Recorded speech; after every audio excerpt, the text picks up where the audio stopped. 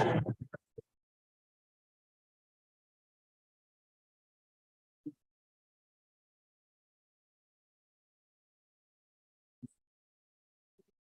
right, we're going to welcome everybody to our school board meeting. I want to say thank you for joining us, and we're going to call the meeting to order.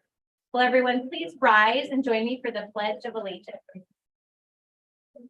I pledge allegiance to the flag of the United States of America and to the republic for which it stands, one nation under God, indivisible, with liberty and justice for all.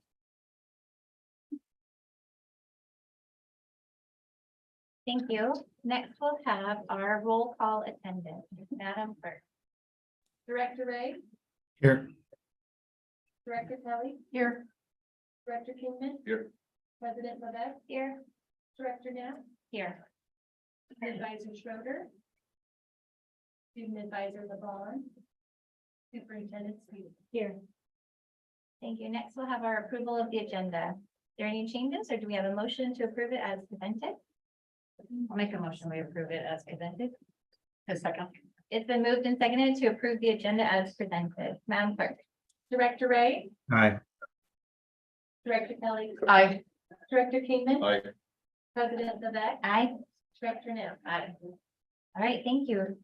This brings us to the presentation portion of our evening. We're very excited to start with our Simply Amazing student and staff recognition for the spring. We see lots of faces in our audience, and we're very excited to have you join us, whether you're on Zoom or in person. We're excited to have you, and I'm going to turn the time over to Dr. Sweeting. Good evening. We love to honor our outstanding students and staff, and Arlington is filled with those people. And we are very grateful for the joint effort that we have and how amazing our staff and students are. But to formally acknowledge people, we started a program called Simply Amazing. And what this involves is that students actually select the staff member that they feel that's made a difference in their life. And it could be any staff member, their current teacher, or it could be a bus driver, it could be a paraeducator, but someone that's made a positive difference in their life. They put that in a box that's in each school. And then when it comes time, then cabinet, a group of leaders in the district, mix those up and pull one out. So it's a random pick. However, we look at every one of those statements that the students have made, and they're amazing themselves. And those statements are sent back to the teachers who were named on, or the staff member that's been named on, and that it is heartwarming for someone to get a little note from a sixth grader or a high schooler that says you've made a difference and this is bad. So tonight we've got a representation of just a few of our Simply Amazing staff and students. And so without further ado, I'm going to invite Bethany Lau, the principal from Eagle Creek, to start us off. Awesome. Good evening, directors. I'm Bethany Boyle. I get to be the principal at Eagle Creek. I would like to invite Brett Scolari and Wendy Hammond. And Emma Price is here to help you give the bus driver Stacy an award. So Stacy, come on up too. All right, we're going to start with Miss Wendy. Miss Wendy is our custodian at Eagle Creek. She works the day shift, and she was nominated by Lorraine Kroom. Lorraine is a huge fan of Miss Wendy, the daytime custodian at Eagle Creek Elementary. She sees Miss Wendy every day, working hard to make the school a better place for kids. I see her cleaning the lunchroom and making sure everything, garbage, compost, all go in the right trash can. That's a big deal at Eagle Creek. And she makes sure everything is nice and neat, so whoever goes in the gym or wherever we have an assembly, the kids can sit down and we can hear what the person is sharing with us. Like so many other kids, Miss Wendy knows, Lorraine is a lunchroom helper. Lorraine says, I swept and I helped take off some of the wipes that we used on the table. It was a little bit hard, but I got candy or an Eagle ticket. And I prefer candy because I like candy. Candy, by the way, which Miss Wendy supplies out of her own pocket. Let's see. The best part of this is Wendy says, Lorraine likes Miss Wendy even more than candy and wants to be sure that everyone shows gratitude for her hard work and kindness. Lorraine said, thank you, Miss Wendy. Thanks for cleaning the lunchroom and being an amazing janitor. I like her. I'm a kind of person too.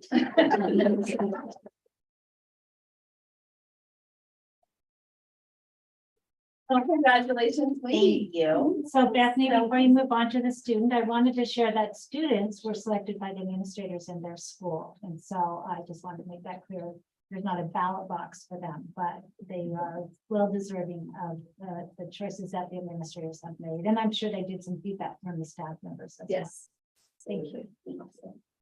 Congratulations, Wendy. Thank you. All right. Okay, so our simply amazing student is Rhett Scolari. Rhett, come on, everybody. Okay, Rhett is a second grader at Eagle Creek, and he is just a big five kid. That's what we call really amazing, super outstanding kids at Eagle Creek. He is the first one to jump in and help another student who may be having a difficult time, or to invite someone to play who may be by themselves. Recently, when a new student joined his class for specialists, Rhett took the student under his wing and made him feel like a part of the team. Rhett is such a great friend to all, and his fearless ability to stand up for what is right and kind is what makes him such a simply amazing part of our school. Congratulations, Rhett. And Rhett, you should know that Dr. Sweeting is right. We do get feedback, and we had a lot of really great nominees. And when we were getting, I said, okay, we're down kind of between these two kids, and then everybody said, oh, Rhett for sure, nicest kid in the world. Okay. And also, I want everybody to stay, because after we're done with Simply Amazing, we're gonna go into the hall and take a picture of everyone of the honorees. Awesome. And I am honored to have Emma Price here with me today to get to help share an award to Miss Stacy Mueller, AKA the best bus driver in the world. So here we go. So student Emma nominated bus driver Stacy for recognition as Simply Amazing staff member. In Emma's nomination, she said that Stacy is the best bus driver in the world. Stacy started as a bus driver in Arlington in 2012. She's a very hard worker and involved in many aspects of school life. She not only works her daily route, she drives midday runs, field trips, and also helps support services with a courier position when she can. Stacy cares about her bus students and teaches them how to be successful riders. Emma, is that true? Yes, it's very true. What does she do? Well, I don't know. It's kind of, well, she's just like, make sure that you're safe and you sit in your seat correctly and that you're not in the aisle, so then you can get off the bus clearly and not trip over people in the feet, like then people's feet in the aisle. Perfect. She contacts parents whenever there is an issue on her bus and is very proactive in resolving problems on board her bus. I can speak to that as well. She loves to take sports teams to their events and has great rapport with coaches and chaperones. Stacy is simply amazing.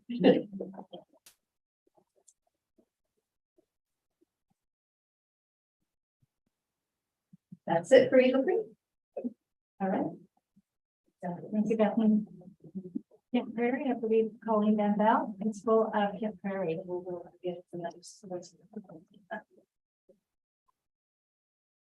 We're zooming in the hallway.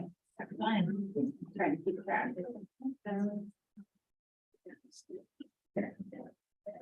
All right. Oh, he's already up there. Look how cute he is. All right, so this is DJ Belter. When you think about grit and perseverance it takes to be a successful student, especially when life's challenges sometimes seem to be a lot, DJ comes to mind. Like most of us, DJ has had obstacles to overcome both personally and academically.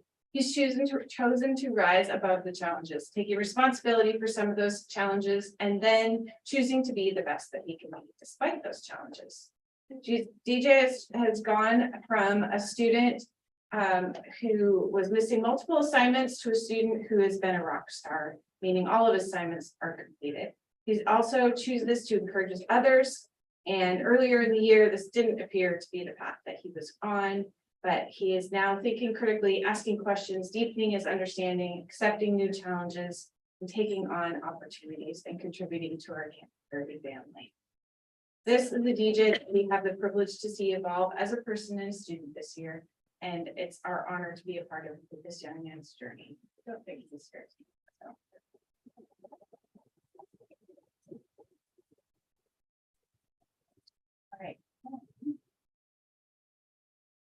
This is Miss Shana Seabury, and she's a paraeducator at Kent Prairie. And she was nominated by many students who think she's amazing. And when Carrie was putting this paragraph together, it was pretty entertaining to listen to them talk about Miss Seabury. Would you rather have a cupcake with a cherry on top or a birthday cake with frosting and sprinkles?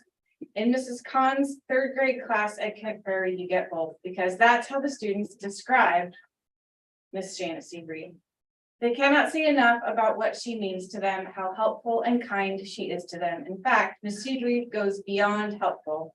Riley described her as the opposite of selfish. The kids understand that being helpful makes her happy, as Chevelle so eloquently stated. When she does something for someone else, she remembers that she is doing something for herself, because doing for others makes her happy. Indeed, the students report that when they need help, Miss Seabury takes her attention off of what she's doing and puts it on kids.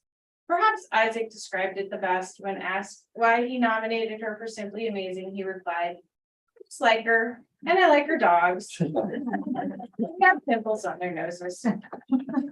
Certainly high praise for this dedicated supporter of children and Simply Amazing staff member at Kent Prairie.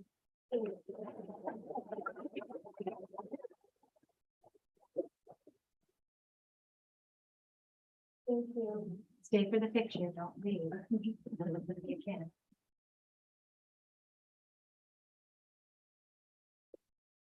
All right, I think Sarah Durant's coming up, principal from Pioneer Elementary.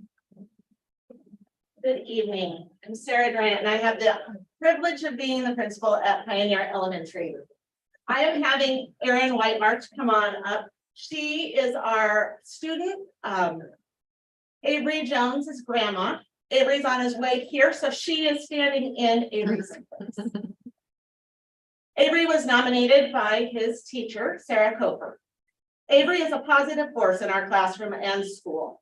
He comes in excited to learn and see the people that he cares about and that care about him. In class, he is constantly finding ways to connect new learning to past experiences. When he gets something, like when he truly gets something that makes sense to him, he lets the world know with his huge smile and aha moments and comments. He lifts other students and staff up with compliments and is looking for the best in everyone. Academically, his world has really opened up. He has made 2 years worth of growth in just this part of the year, and the year is not over yet. This has been made possible because he is dedicated and gives his all, and he has worked very hard at having good school behavior. So Avery is simply amazing.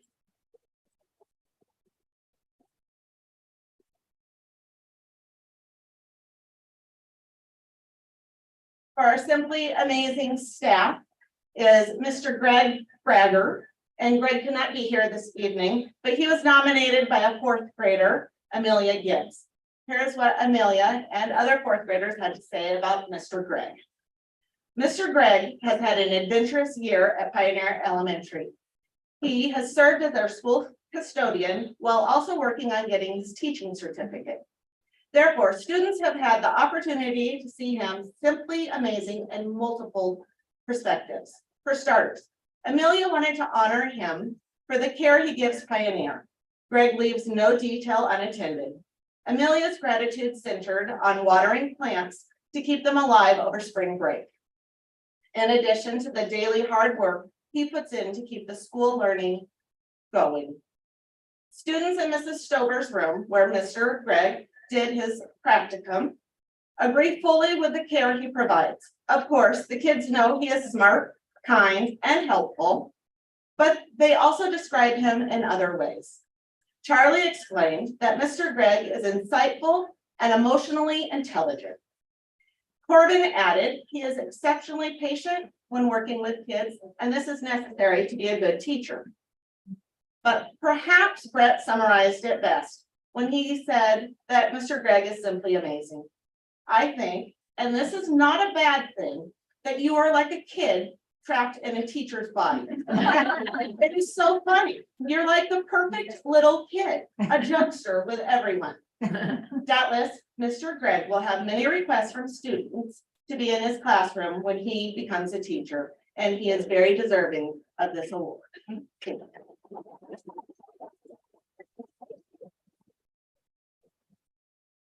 Thank you. Amy Miller, Principal, President's Elementary.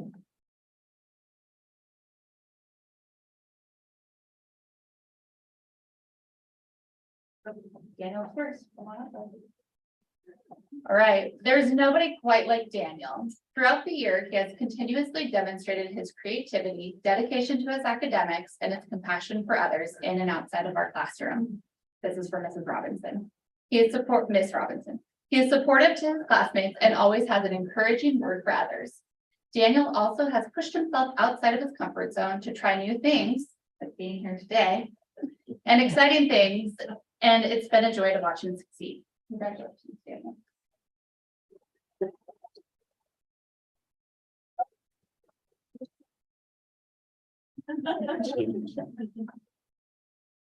Alright, this is Reba Bola.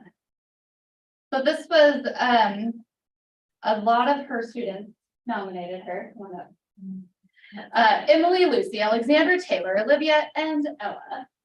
So they all got to be in my office, and I scheduled it for a positive meeting, which they were really worried about.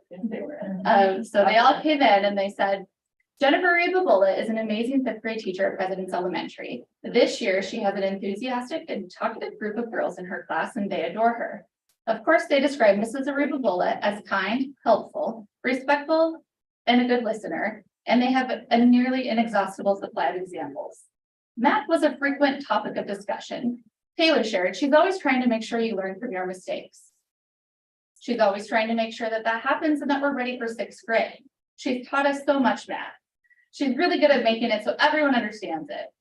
When we learn it, we can move to the next thing, which Lucy added, but if you're not ready, she'll pull you aside and make sure you get it. Not surprisingly, the girls shared that sometimes they talk in class. She's good at keeping us quiet and on track. Well, maybe not quiet. I want to say disciplined, but that might not be the right word, joked Taylor. It turns out she's strict to get you ready for middle school. She's not really strict, she just helps you stay on track in order to prepare you for the other grade. Alexandra had more to share on Mrs. Reba Bola. She thinks about her students before herself, and she just loves us.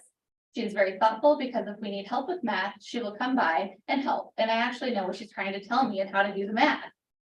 If I'm struggling on reading, she will help me read it. It is love that sets her apart and love that makes her simply amazing. Wow.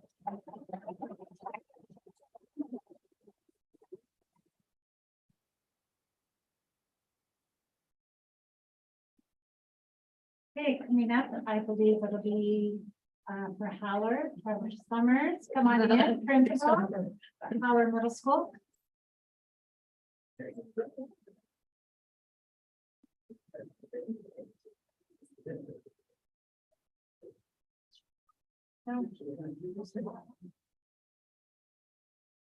Good evening, everyone. Trevor Summers, principal at Howard. Very excited to be here. First student that we want to these students we want to recognize for Simply Amazing is Jamie Gavilanes. Jamie was nominated by Miss Verrier, and Miss Verrier writes, Jamie is a seventh grade leader at Howard Middle School who leads on a daily basis with her positive attitude, smile, willingness to stand up for what is right, and her speaking ability. Recently, we asked students to speak to our staff about the racism and discrimination they've experienced throughout their lives. Jamie got up and spoke to our staff without hesitation and shared many painful events. On top of all of this, she brightens all of her teachers' days with her positive attitude and is simply amazing. Congratulations.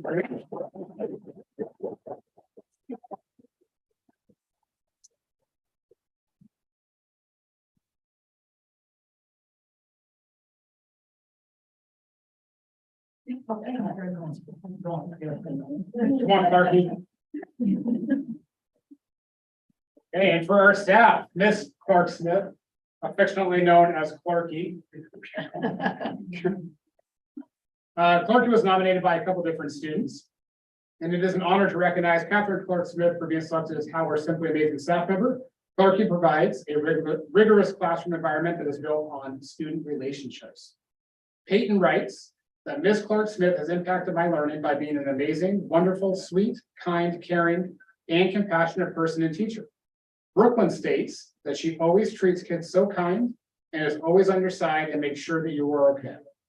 Congratulations to Catherine Clark Smith for being recognized as a teacher who has positively impacted students. You are simply amazing.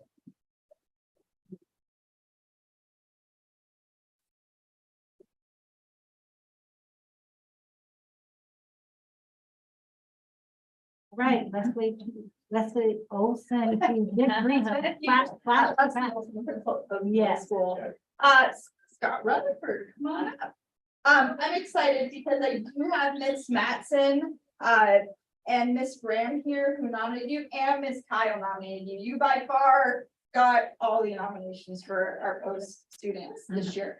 So Scott is outstanding in every way. He leads with integrity and treats every person with dignity and respect. On the basketball court, he cheers on his teammates and high fives his opponents. In the classroom, he gives his best effort, quietly leading his peers in positive directions. Perspectives of others' needs, he helps those around him be successful and shine, and he never expects anything in return. He is an exemplary role model who excels in multiple areas of his life, including music, sports, and academics. We look forward to watching him flourish in high school and beyond. So congratulations, Scott. You are simply amazing.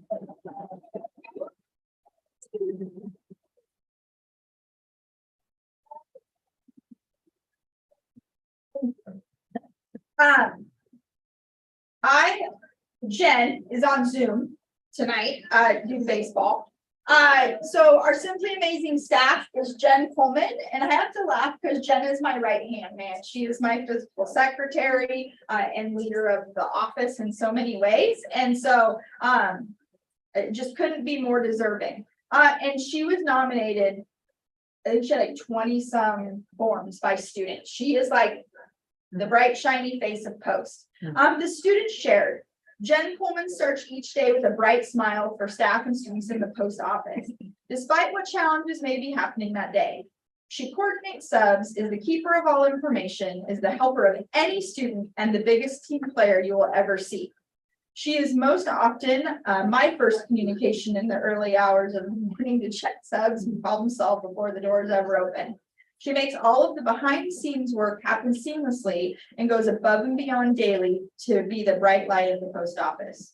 Jen is really loved by all that enter Post Middle School. As Jen is currently completing her student teaching with aspirations to transition into the classroom, we know that her bright light will be to continue to grow and help students. Jen Coleman is beyond simply amazing, and our students, when they don't want to be to class, sometimes find their way to the office because Jen is the keeper of snacks, the keeper of stories, the giver of life advice, and a mother to all. So we're so excited to honor Jen.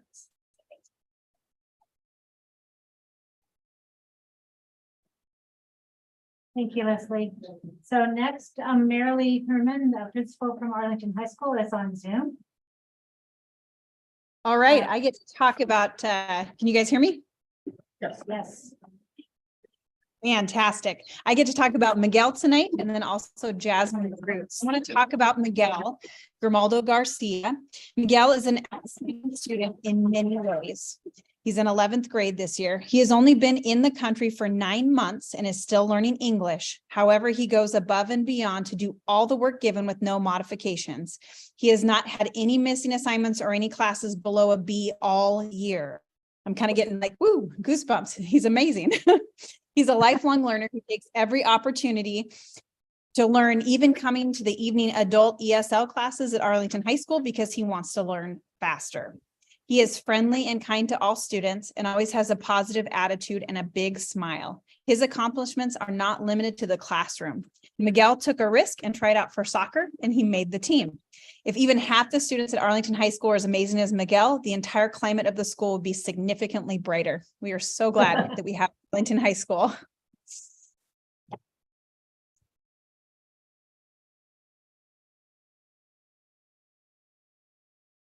And then for my staff, my teacher, it's one of my favorite human beings on the planet, actually, Jasmine Root. Once upon a time, she was in my English class, so we go way back.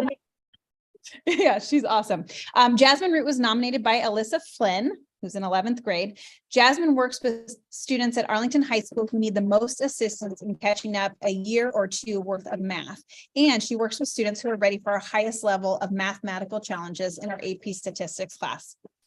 Highly skilled teachers are best when they're working with both of these groups, that high level and then the ones that need that extra support, as they can shine no matter the teaching assignment because of their care for kids and their expertise in their subject area. Jasmine's knowledge of and care for our students shows how much she values each individual.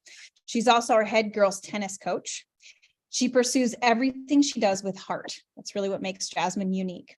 She is gifted at figuring out what each kid needs and showing them how to move forward with confidence. She helps build and sustain our Eagle culture at Arlington High School, and she's a huge part of what makes us us. She was nominated by a student that described her as the best person ever. So they clearly agree with me. So thank you, Jasmine.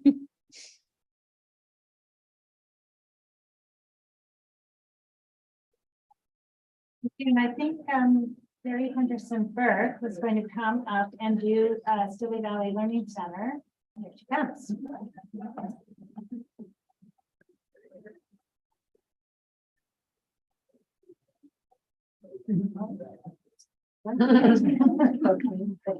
That works.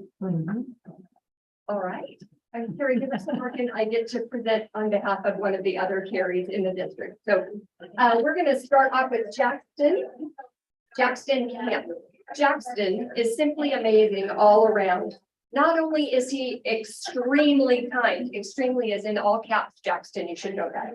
Not only is he extremely kind, but he's one of the most persevering kiddos we know. He's grown so much over the last year and a half at SBLC, and we're so excited to see his continued growth. He's made amazing strides in his academics and has so many friends who have nothing but positive things to say about him. We appreciate his smiling face. Jackson, you are simply amazing.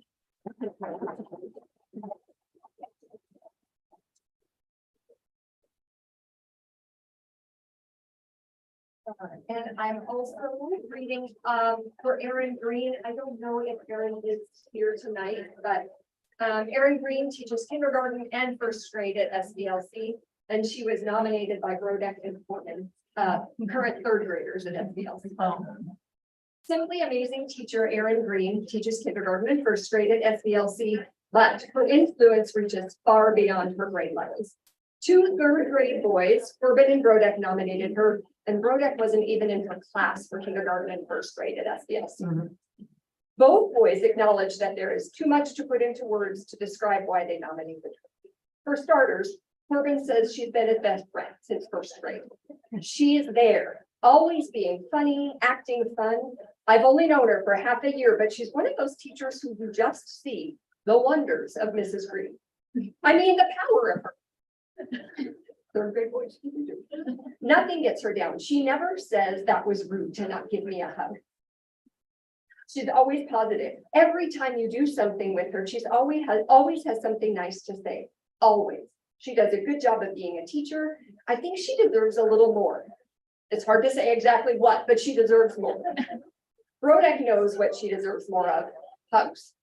And this is why. At the start of my basketball game, she was holding up the ball and I was trying to get the ball by jumping for it. And she said, I'm going to call all the fouls on you because I know you. But she didn't call any on me. She's honest. The boys wrapped it up by saying, I think the main idea we are here is because she was kind. That's the main idea. She's willing to take care and take on challenges.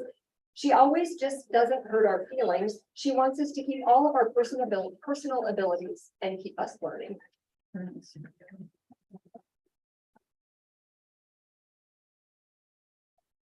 Thank you. And to finish our Simply Amazing, I believe we have Andrea Dixon Hendrick-Mark on Zoom for Weston High School. Hello, everybody. I wish I could be there. I'm down with the flu. I got to tell Alexis this in person today, how honored I am to be able to give her the recognition she so deserves. Alexis Britt is our nominee for the Simply Amazing Award. She's someone who encompasses so many positive attributes that it can be difficult to narrow it down to just a few. Alexis joined our campus in the fall, and we quickly learned that she's an enthusiastic learner who enjoys school. As our ASB president, Alexis leads by positive example, displays good citizenship by looking out for her peers, and always demonstrates kindness towards others. Looking ahead, Alexis was recently accepted at Everett Community College, and we are thrilled for her. We are grateful that we were able to be a part of her high school experience, even if only just for her senior year. Her influence has cultivated a stronger and more positive campus and culture here at Weston. And because of that, we believe that Alexis is simply amazing.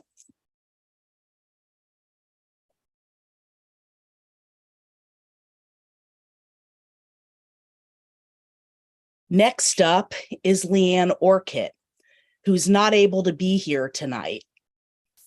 Leanne was recognized by Weston student Tyson Vesey for being someone who genuinely cares about students. Tyson shares that the first face he sees when he arrives at school is Leanne's, and it always sets the tone for the rest of his day. Leanne genuinely wants to know how students are doing and is always so helpful and kind. She is also an excellent problem solver, moving mountains to help reduce barriers for Weston students. The entire Weston community is lucky to have her as part of the team. Thank you, Leanne, for always going above and beyond, maybe even stretching the confines of your actual job description to step up and help Weston in every way possible. You are simply amazing.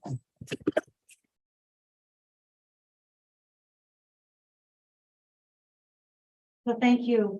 We need to take a picture. So we're just gonna pause the meeting Yeah. and go out in the hallway We'll be right back. and smile. Board members. Board members too. And anyone else? In the party, okay. We'll be right back.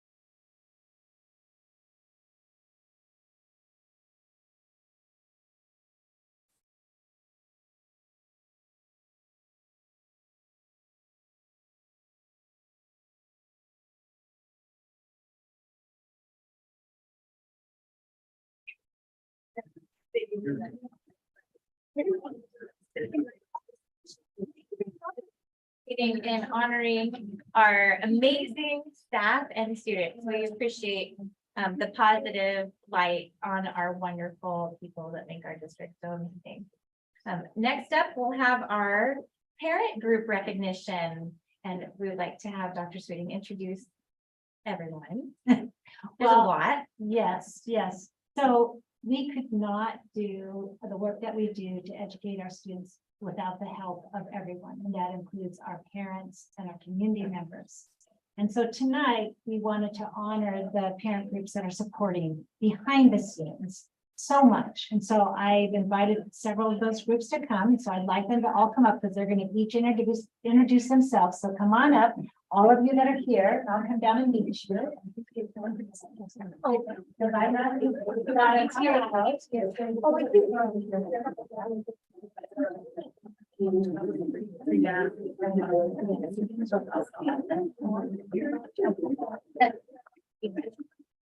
So come on up and then I think we'll open the space up right here too, to bring it a picture, but we're gonna have some conversation.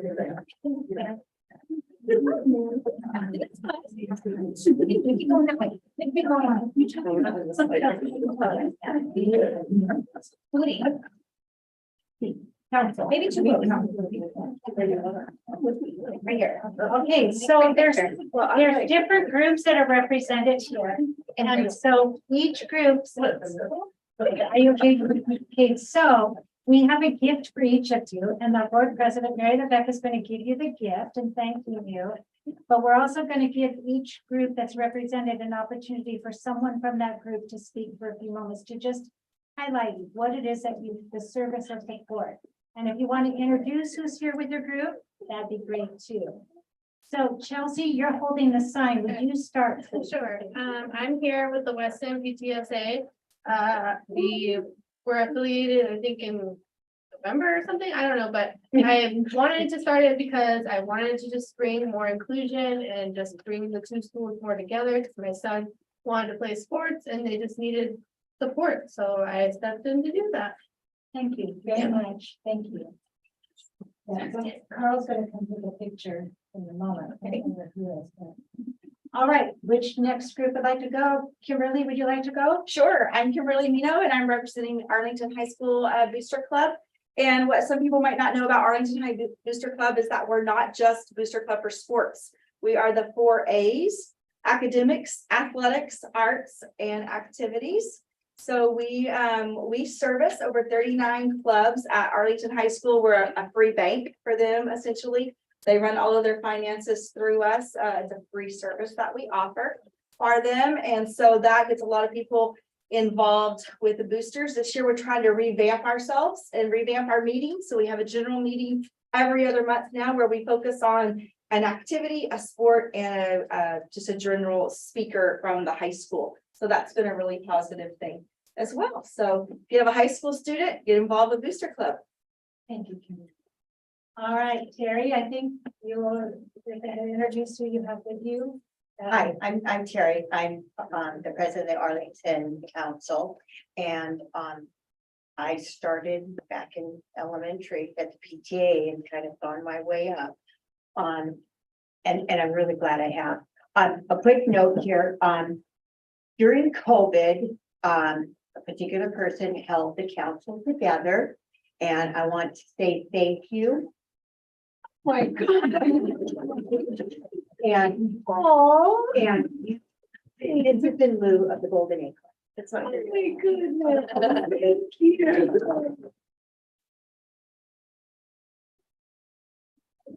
I'm amazed it was the best yet. Oh, well, I couldn't have done it without all of the other PTAs in the area that helped out here and there, and we just kept it going because our fearless leader, Tori, just she kept telling me, you know, it's worthwhile, keep it going. And so we couldn't have done it without Tori and our region leaders who are also here.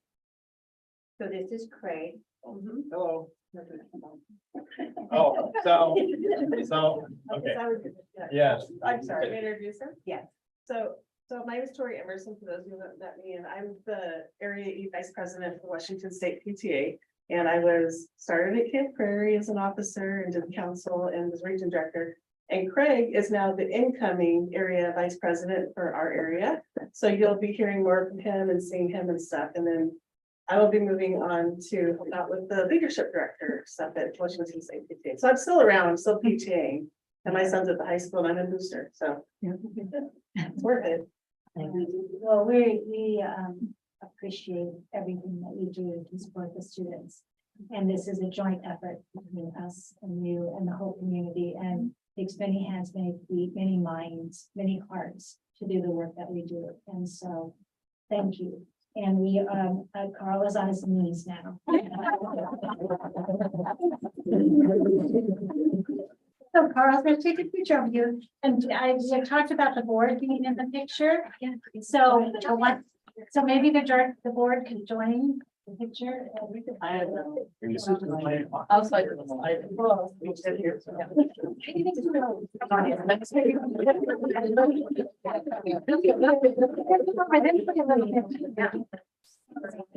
Back around. Look at you. I don't, I'm right by that owl.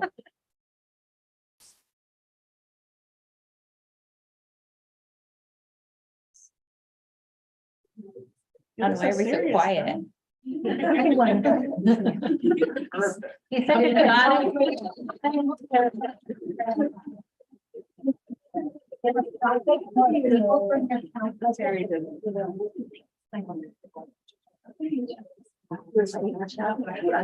You're in the. Yeah.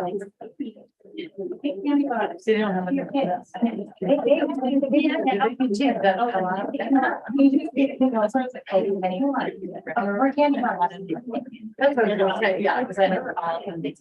Thank you so much. My friend. I think I have enough.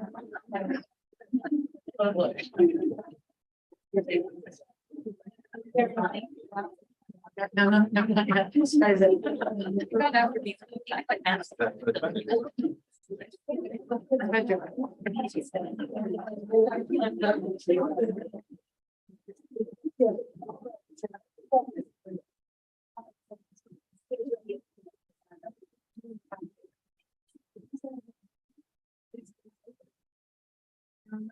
say thank you to all the parent groups that came out and we were able to recognize them. It's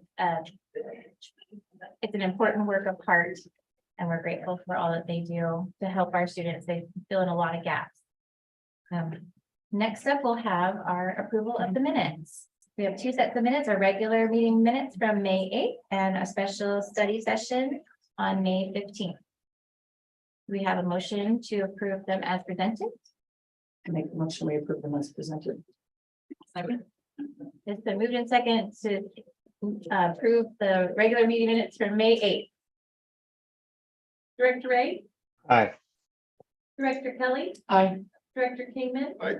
President Levesque. Aye. Director Knapp. Aye. And do we have a motion to approve the special study session minutes from the 15th? Make a motion, we approve the special board meeting study session minutes. Second. It's been moved and seconded to approve the study session minutes from May 15th. Madam Clerk. Director Ray, Aye. Director Kelly, Aye. Director Kingman. Aye. President Levesque. Aye. Director Knapp. Aye. Thank you. The minutes are now approved.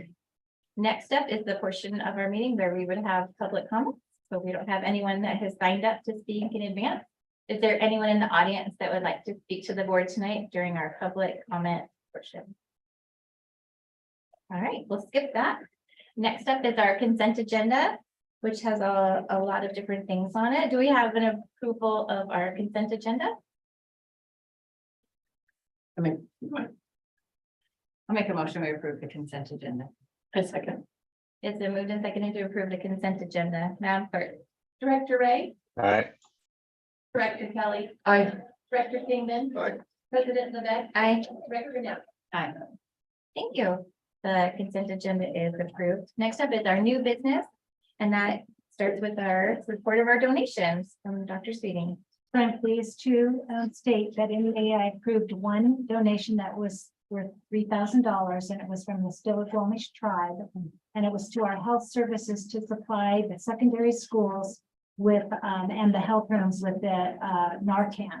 And so the Narcans will be available in the health rooms at the secondary schools as well as in the AED units that we have. And that was through the generosity of funding from the Stillaguamish tribe. Wonderful, thank you. We're so grateful for their help. Next up is our equity plan update. This will be presented by Carrie Helgeson, our Director of Equity and Student Wellbeing. Welcome, good evening. Thank you. Good evening, directors. Tonight, we have members of the AEA Equity Team along with some district and community equity team members here to share with you some information about the Learning for Justice standards and how these standards align with our existing curriculum.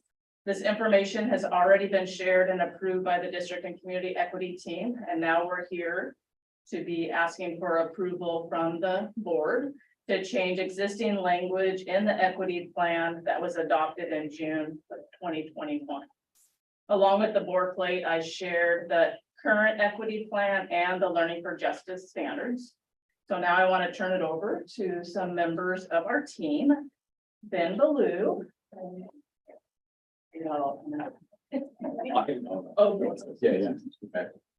Just Ben Ballou. Just Ben, that's all we need. It always ends up like that. It's just Ben. Thank you very much. My name is Ben Ballou. I'm an English teacher at Arlington High School. Additionally, I'm proud to serve on the AEA equity team alongside my esteemed colleagues here. Our purpose today is to advocate for the official adoption and integration of the Learning for Justice, social justice standards into the Arlington public school system.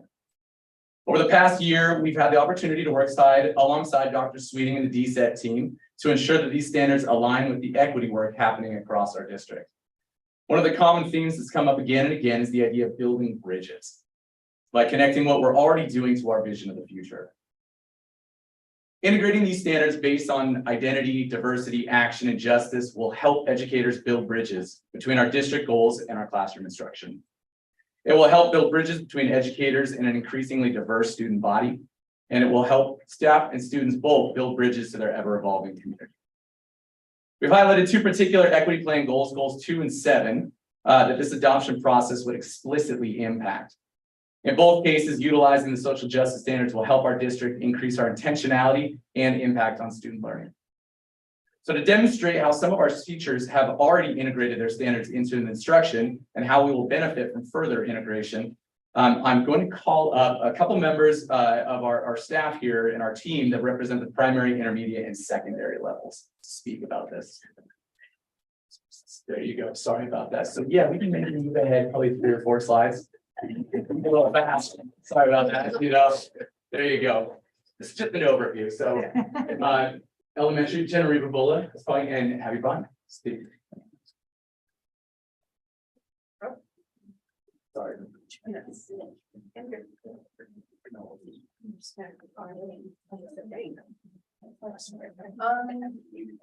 Awesome. Can we go to, there's gonna be a slide with a pencil on it. Awesome, okay. Hi, I am Abby Broughton. I teach first grade over at President's, and a little bit about what these standards look like in first grade and kind of K and 2 as well. They center a lot around fairness. If you have ever met a 6, 7, or 8-year-old, you know fairness is really important to them. If you want to know, just ask them to line up and they will tell you what's fair and what's not there on it. We actually address this already within our literacy curriculum, back and front, all over the place.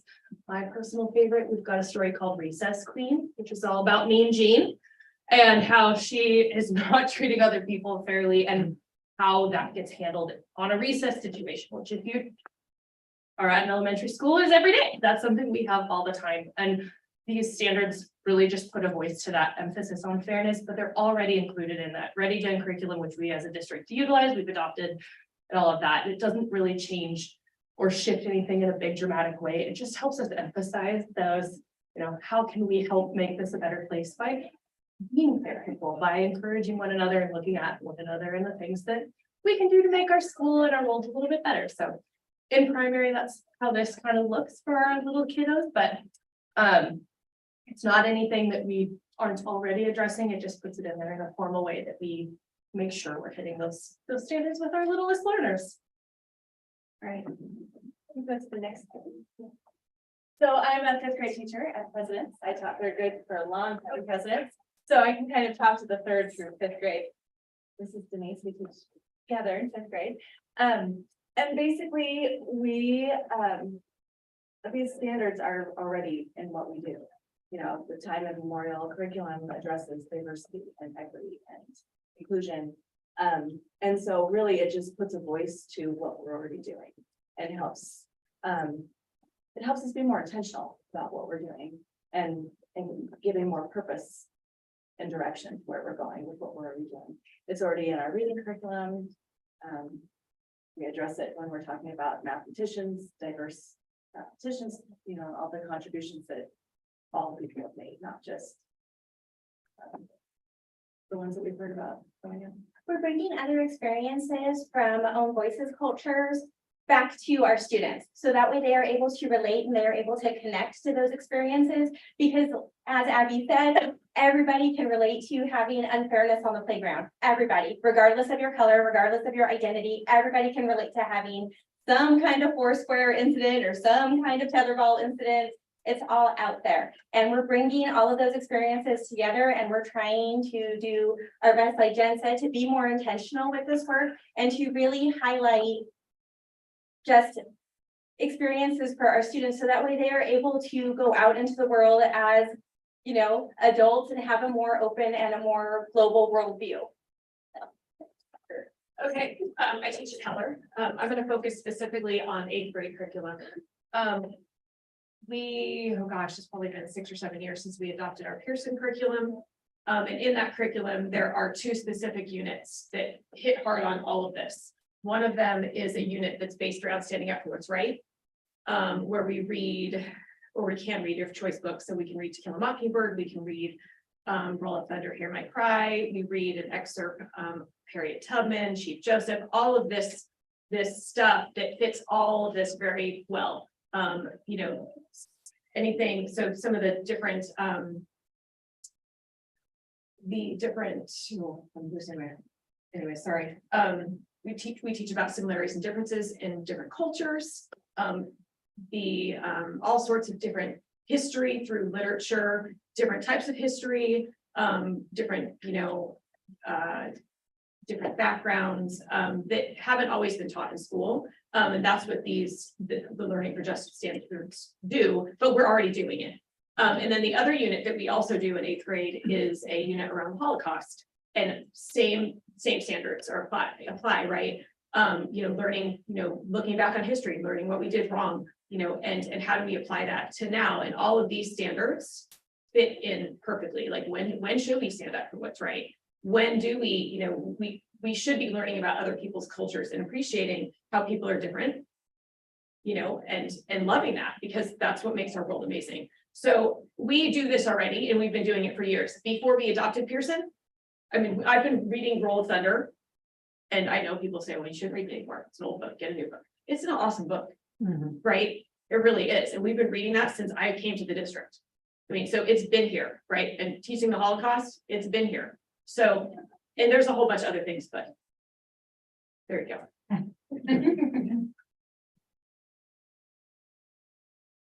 So to kind of jump on what Drew was saying, the high school also adopted My Perspective curriculum, and we also struggled a little bit with some of our new material and having a standard vocabulary and a critical lens to explore some of the more complex topics in the book, or excuse me, in some of the texts, including race, identity, culture, oppression. And so what we like about the literature for the Learning for Justice standards is that they provide us with a standard vocabulary that we can use across the building, not just in our English classes, but also a critical lens that we can use to dive through those respectfully and responsibly as well.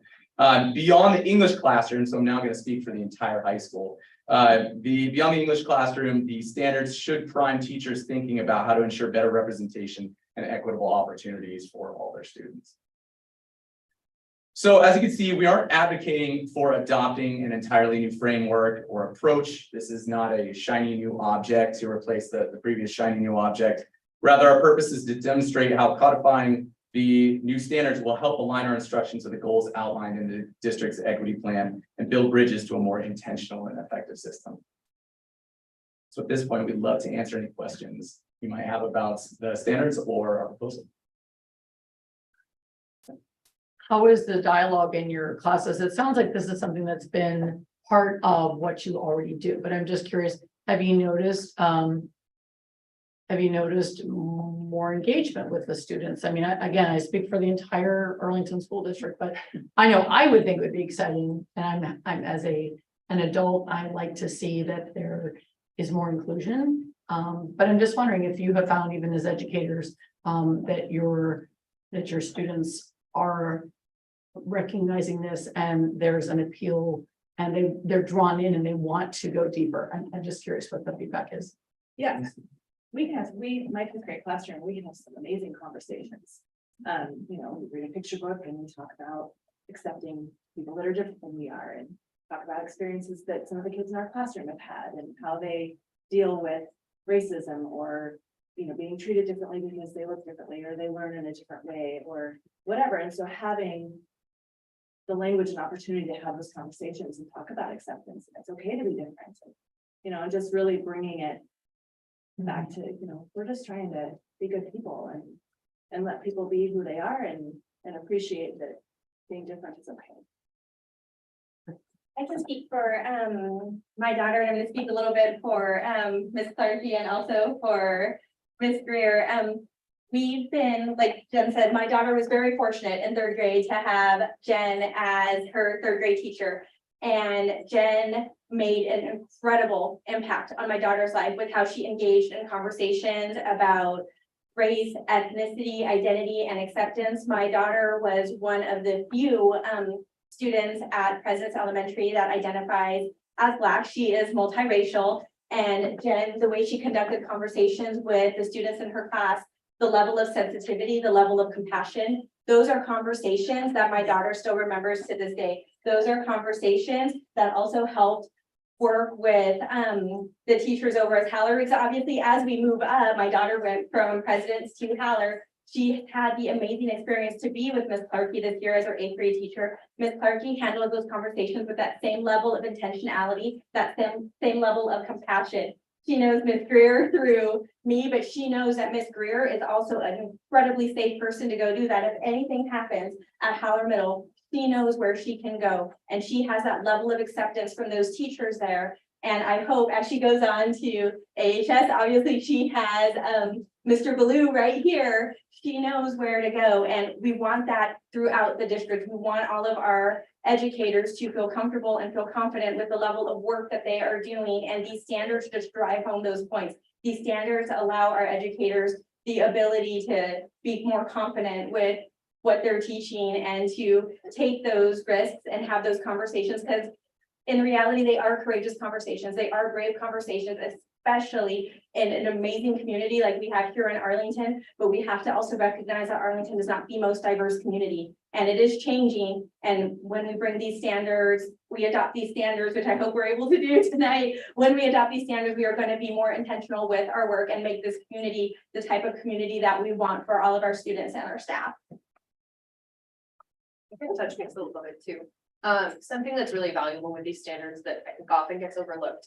It's really easy to look at primary learners and say, oh, this isn't really about them. This isn't really for them, but this highly impacts even our littlest of people. Like I said, you know, fairness, identity, these are things that they're really grappling with the world, and having these standards in place allows me and my fellow primary educators within the district to start that common language when they're little. All the research tells us the littler they are when we start talking about things like this, the easier it is for them to comprehend and then begin to use. And it allows us to then set the groundwork for those conversations in 5th grade and middle school and high school, where they've already had this common language and this, you know, common concept all the way from being 5 years old through learning systems. So I think it's really important that with getting these in place and having these adopted, we're actually going to begin to really scoop in those primary learners who benefit so much from having this in their lives from the start. So I appreciate, you know, the presentation. The group met, a few of you met with me in my office. I was trying to see on our board plate, I don't see the changes, so. You'll go back a few slides. Yeah. Yeah, it'd be important, I think, for the board, if they're going to make a motion about what the changes, they need to see what the. So there's 2 changes. So here is goal 2. You can see at the top there, the current equity plan language is 2.5. So this is already in the adopted document. So to review and consider adopting and implementing Learning for Justice K-12 social justice standards. And then the proposed is down below that staff will utilize Learning for Justice standards to inform their lessons with an existing district adopted curriculum and Common Core standards. So that's just a little bit of change so that when they first adopted this plan, we were going to spend some time reviewing, researching and considering. And now that work has been done, so we're ready to change the language into that we'll utilize within our adopted curriculum. It's like common practice. We will be doing, yeah, that's the difference. So that's the first one. The next one. The current plan language is to expand diversity and equity awareness activities, which are already happening with the monthly Padlets that are out there for staff to use. To just as more of an impact, increase participation, so more staff utilizing those monthly awareness, cultural activities and months in equity learning activities and opportunities, school and district-wide recognition. So those are the two proposed changes that we're asking the board to consider adopting. Yeah. I think it'd be lovely if everyone on the board was able to share how they, what they're thinking about this, and then we can have a motion. So Director Ray, are you still with us on Zoom? I certainly am. Have any thoughts, concerns, comments? I have no thoughts, concerns, or comments. Thank you. Director Knapp. Thank you for the, presentation. I'm sorry. I was thinking about my next sentence, which then stops the first one. The two words that I like keep hearing over and over again is intentional and curiosity. And I really appreciate that because it's then examining things without anything preconceived, right? I really value the curiosity piece of it. And I feel like bringing this together will bring about those intentions, like a common intention. So thank you very much. Thank you, Director Kingman. I have nothing. Director Kelly. I like that it is, yes, it is intentional, it is in writing. So you've been practicing it, which is great to know that you have the backstory to say, we know it works, it's fully functional, but putting the language is important because then we have it as board policy. And that's great. And so I completely support it. And as a kindergarten teacher myself, I am very aware and I really see all my little individual folks and I try to watch my language and introduce them to acceptance. I like that word, I like tolerance, but I like acceptance too. I like the word inclusion. And we are one people, one group. And it's lovely to appreciate the differences we have. So anyway, thank you. I appreciate your context to help cement this information. Thank you. I also want to say thank you for all your hard work and presenting tonight and for all your hard work in teaching our children to be nice to each other. We know It's all about this kindness. we know that they learn better if they're not crying. So, so we want to say thank you. Do we have a motion to approve the equity plan revisions? I'll make a motion. We approve the equity plan revisions. A second. It's been moved and seconded to approve the equity plan revision. Madam Clerk. Director Ray, Aye. Director Kelly, Aye. Director Kingman. Aye. President Levesque. Aye. Director Knapp. Aye. All right, thank you. The equity plan is now amended. Thank you very much. Thank you for being out here tonight and taking good care of all of our children. Thank you. Next up is our Student Advisory Council Annual Report. Carrie, why don't you just stay there? Yes. Well, I just wanted to say a few words that I've been working in concert with Carrie Helgeson and actually Director Knapp. We have worked together in supporting this first year of our Student Advisory Council. So we've invited representatives from the council to come and tell us about how this first year has gone. So welcome. Well, good evening, directors. I'm up here now to share a little bit about what our Student Advisory Council has been doing this year, and we've welcome some of our students to share their perspectives and their stories and what they've learned and what our goals are for next year.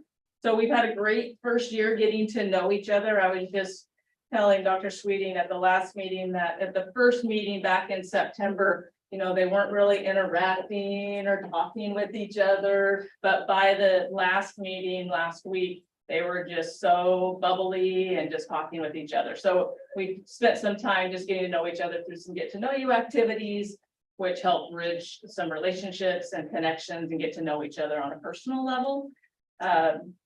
So originally, I think I've talked about this before, we were going to only meet every other month, but after this first meeting in September, they're like, no, we need to meet every month and we want to do these things and make changes and have conversations. So that's exactly what we did. And that's exactly what's helping it. They've really brought healthy conversations and actions that will make positive changes for all of our students and our staff. Very passionate group, and they'll tell you a little bit more about their work and what they've been doing.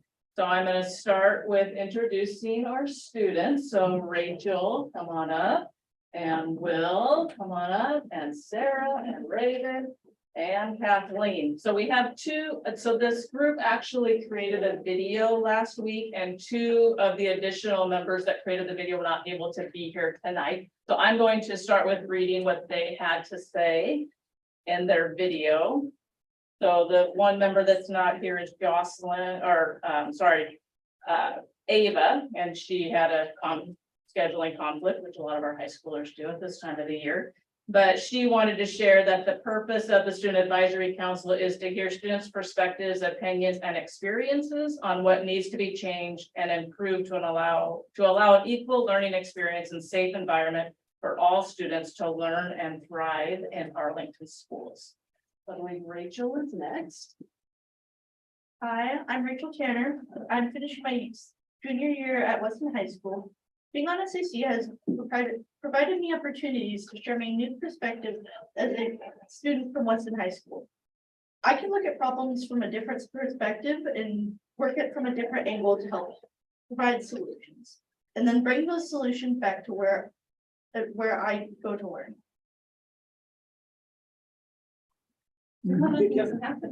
Hi, my name is Kathleen Aspiri. I'm finishing my junior year at Arlington High School. This year in Student Advisory Council, we started everything out with revising and editing our charter, our responsibility, and our norms. This way we decided to base off our work of what we wanted to do, and we just got to know each other as students and as friends. This was a great bonding activity for our group. Together, we decided that we really wanted to make sure that biased and hateful language in schools was addressed and stopped by staff. We got to be a part of the Speak Up training program at the high school and at all the schools, where we shared our personal experiences with hateful language to help teachers practice how to respond based on what they had learned. It was so amazing that our voices reached so widely across the school district to make a positive change on what we all found important. Hi, my name is Raven. I'm finishing my junior year at Arlington High School. This year, one of our actions was to help the new Speak Up program training for staff. The students on the SAC Council shared personal experiences with staff during the training modules to help them better understand situations that have already happened within the school and to help shut down future discriminatory behavior. The program uses different strategies to help address discriminatory behavior and actions. The strategies include interrupt, question, echo, and educate. The SAC Council has brought more student voices to discussions to better represent the students of the district. The council has a lot of new ideas this past year that we have worked on forming and planning, which will start to be put into action next year. We have worked on revisions to the SAC charter and reviewed student survey results, along with going over the new curriculum for next year and giving student input. Hello, my name is Will Cronister. I'm a senior. I'm finishing my senior year and will be soon graduating from Arlington High School. Student Advisory Council has discussed educating fifth graders that are going into middle school on why it is not okay to say slurs or hateful comments to anyone. In middle school, you really start to hear those hateful slurs. We want to educate them so they know the reason why we don't say them and the history/impact of the word. We also talked about continuing to educate staff members. I'm sorry. Good. We also talked about continuing to educate staff members on how to deal with racist comments and other language of that nature. We have observed that the teachers don't really know how to handle that kind of language. We want the teachers and staff members to be able to deal with the situation in a way that is informative to the students and not just school suspension or lunch detention. We want the kids to know what the word they are saying means and the impact it has on people. We believe that that would have a bigger impact on creating a safe and more welcoming environment to school.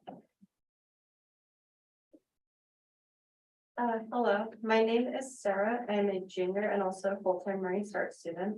Next year, the Student Advisory Committee will work to expand the representation of the students on the council.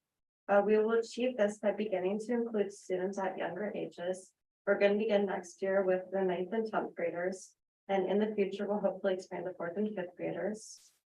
Next year, the members of the Student Advisory Council will also work to create mentor groups with the elementary students to help promote the ideas of the Speak Out program we've done this year. One of our other members was Jocelyn, and she had to work today. So she's also a junior attending Arlington High School and Everett Community College. Throughout this year, the Student Advisory Council students have been meeting up, taking action, and creating more ways to better our community and schools. With next year in mind, we will continue striving to educate others and seek positive change. So the picture that's up there, that was our last meeting that we just had, and we did, so for every meeting, we had a team building activity or a fun activity. I won't call it team building, we were just having fun. And this one was, there's a saran ball that was like this, wrapped inside the saran ball were these little prizes or gifts or gift cards or candies, and they had a great time. We did some math problems during the middle of the year. We've done a lot of fun things. I don't know if you have anything you want to share with the board about your experience. I'll say really quickly, I just think this is such a great experience to get student input. I know that people are always saying student voices are really important. I don't know. It just is really nice that it feels as though we get to make our own change and really have a voice in what happens in the school district. I can't wait until next year when more students from high school will be joining. Yeah. We have some questions, sure. Couple questions I have. First of all, is this Student Advisory Council in any other schools in the state of Washington? I think there are, so I know that when we were over at the WASA conference, I attended one with Walla Walla schools, and they had started one a few years ago. Okay. That answers that. Other than that, I'm not sure. Not sure. I would highly recommend. I also would like to get maybe a video of this, and that could be something that we could, as a board, do at a WASA conference. I think this is extremely dynamic. We just did the video last week. Okay, and that's what, Yes. and would that be something we could send in? Yeah. Something to think about. Yeah. It's just, I'm not tooting a horn, just, I agree, we have talked about wanting student voices, and when I went down to our day on the Hill, it was all about student voices.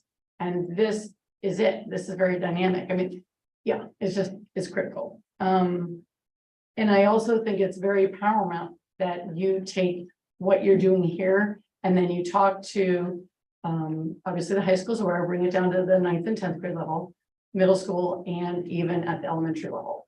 I don't think whatever's age appropriate, but the conversations need to happen so that we do understand the language. I think people my age don't always understand. My children constantly correct me on things, and I try to be humble about that and hear that, but it's important if we're educators and we're making decisions about students, the way you feel heard is when I'm respectful and I address you and I acknowledge you, whatever that means. And I just think that that's really important that we have that on those multiple levels. So I would also ask, are you all continuing? Some of you would be graduating, but how do we then fill those slots for next year? When this group applied, it was a 2-year commitment. Okay, kind of like, But the new, we did interviews the other day. We're just going with 1-year commitments with the possibility of, renewing that. okay, Because we don't want to deter anybody, if they said they have to do 2 years. So this group did say, and I think they're all continuing, except for Will's graduating. So, sorry about that. Yeah. that's great. So that, yeah, then you can take that and like you said, Western might have some more representation, but it'd be nice to see some kernel of something at Post and Howler that you could, be mentors too and kind of get that started at that level. I think that would be really great. So congratulations, and I hope you had a good year, and I really am very happy that you put your time in and offered this. Thank you. Thank you. Mhm. Any other questions? Thank you for Thank coming you. tonight. Appreciate You guys. And I was gonna give them the candy bar.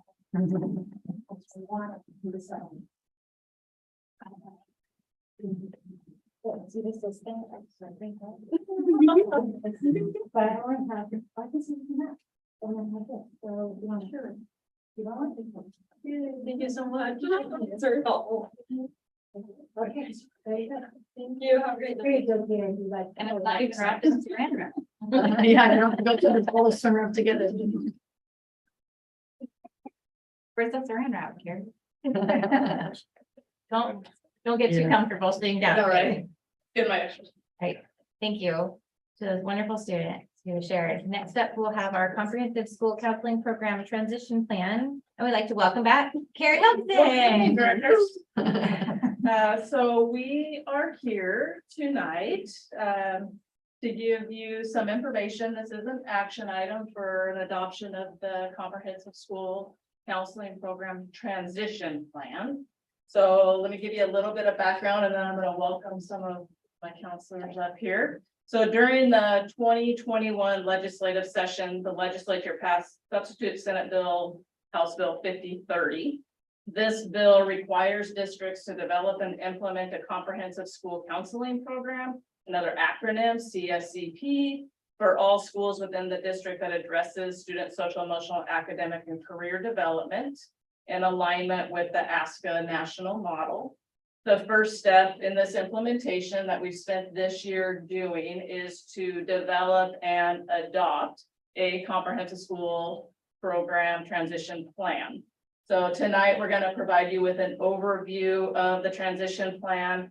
I've attached the full transition plan to the board doc, so you can look at it for your review. And then, like I said, this is an action item that needs board approval. And I have a couple of counselors here to give you more information about their work. So I have Josh there and Lisa Sullivan, and then moral support, Jen Peters is also here to help support them in their presentation. So with that, there you go. And yeah, we'll get rid of the noise. Okay, I'm gonna tell the last group. Can we walk around or do you want us to? No. Get comfy, get Yeah. close. Right. Yeah, so finally, a comprehensive school counseling program. This photo, you might be wondering, that's mostly the Arlington High School counseling team. And we've got our arms outstretched. It was actually taken the day after the schools shut down. Our leader, Shanna Crooks, got us all to go on a really fun hike down to Meadowdale Beach. But in putting together the slide presentation, it just seems like perfect.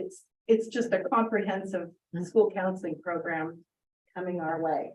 So Brenda, it is a huge plan. Our presentation is going to be pretty brief. First of all, what do school counselors do? Maybe you've seen this meme before. I laugh every time I see it. It's just spot on. What my friends think I do, like just hanging out with the kids, having a good time. What my mom thinks I do, she thinks I'm like a psychotherapist with counseling kids and on a regular basis. What my colleagues think I do, they often see me tied up in meetings, RTO, very valuable meetings, but a lot of meetings. What society thinks I do. The positive champion of all of our students, very accurate. What the students think I do. Scheduling, for sure at the high school. I feel like that's all that feels like I'm like 100%. What I actually do. All of these things. So next slide. So how do school counselors make a difference? That's really the key question. And with this comprehensive school counseling program, we're going to be able to answer that question in more concrete and measurable ways. We do all those things. And I could share a lot of general information. I could dig up some statistics, share a lot of anecdotes. I'm sure you would have some anecdotes about what we do too. But with this with the comprehensive program and over the years, once we get into kind of that cycle of continuous improvement, we're going to be able to share out like results reports and start making progress that we can articulate and build upon. So the comprehensive school program is based on the ASCA national model, the American School Counselors Association national model, which many of you have probably heard about. It was actually introduced back in 2003. So this is 2023. That was 20 years ago. There's, I think, 14 of us school counselors in the district. All of us, when we were in graduate school, we all learned about the ASCA model. So we're all eat, breathe, and sleep ASCA model. Right. So we're really excited that finally, after 20 years, we're going to have the ASCA model or our plan based on the best practices of that model here in Arlington. So one of the things that I want to point out is everything kind of intertwines with each other. So, and you're going to hear, and you're going to see that throughout the whole entire presentation. As you've already seen some of the slides earlier with the equity and team as well. So just know that this is going to be a big piece moving forward with the comprehensive plan. Yes, at the state level, this has been in the works for many years, not 20 years, but probably for the last 4 or 5 years. This here is Kim Rakedahl. Perhaps you know her. Everybody knows of her husband, our superintendent, Chris Rakedahl.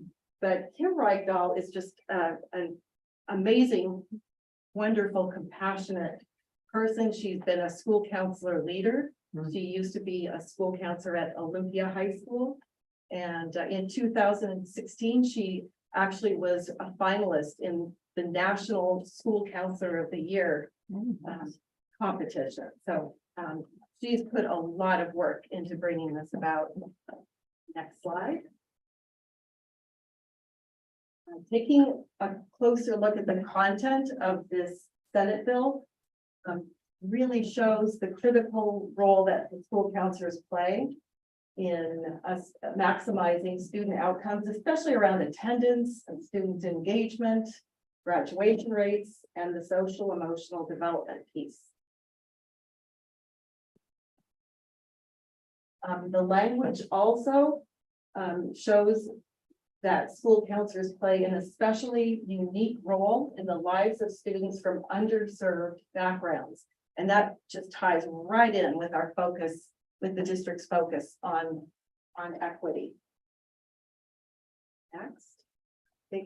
So you're going to see or hear a lot of common terms that you've already heard tonight: intentional, already doing, putting a name to something. So that's not any different than what you're going to hear right now. So we really focus on the 3 domains. This is all K-12. Keep that in mind. So we put an infographic up here. This is, I know, though hard to read, but it's right off the ASCA website about the mindsets and behaviors. And there's really essentially 3 areas that we K-12 counselors focus at.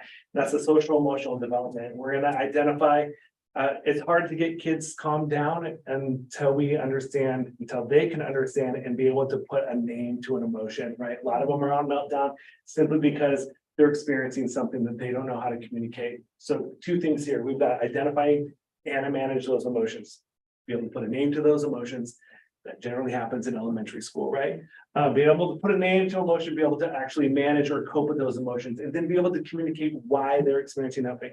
Generally happens in middle school, hopefully elementary, but that is an ongoing intertwined K-12 piece. So that social emotional development, purposeful people, character strong, all of that stuff falls under that SEL stuff.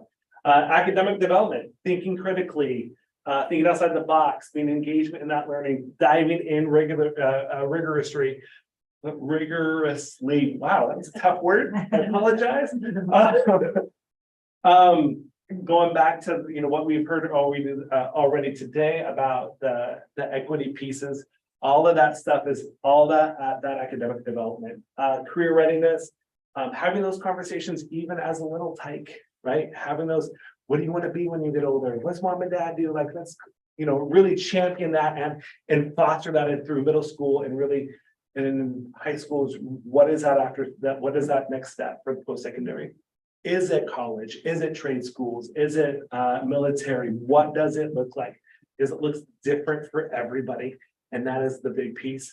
So it's really, again, we do this already, the social emotional development. Kind of going back to that slide too, right? That social development, that academic piece, and that next step, life after Arlington High School, right? Next slide, please. Okay, use of data. So this is kind of a new piece for us. Data is going to be collected and analyzed twice a year. You're going to see this elsewhere in the presentation as well. So data. No surprise, right? Education teachers are data driven. We as counselors should be data driven, right? So using these counselor meetings to actually literally sit down and going, where is our time being spent? I'm going to talk about that here in a second, but looking at our counseling plan, how do we use data to support that counseling plan? Demograph, I'm not going to touch on all of these, but again, monitor and adjust our services. Not every year are we going to do an academic success group. I might do a behavior group. I might do maybe drug and alcohol group or something like that around those pieces. Depends on what the needs are, right? That's the data-driven pieces. So again, kind of going back to that ASCA model and everything kind of interweaving together, this infographic is really like laid out, but it's not really laid out because it's like everywhere. And it's really trying to pull it and organize it in the sense that makes sense. Does that make sense? All right, good deal. Next slide, please. Use of time. So you're going to hear a lot of 80-20, 80-20, 80-20. This was something that was like live and die, breathe and eat and sleep, 80-20 in graduate school. We're going to dedicate 80% of our time, minimum of 80% of our time working with students. So what does that look like?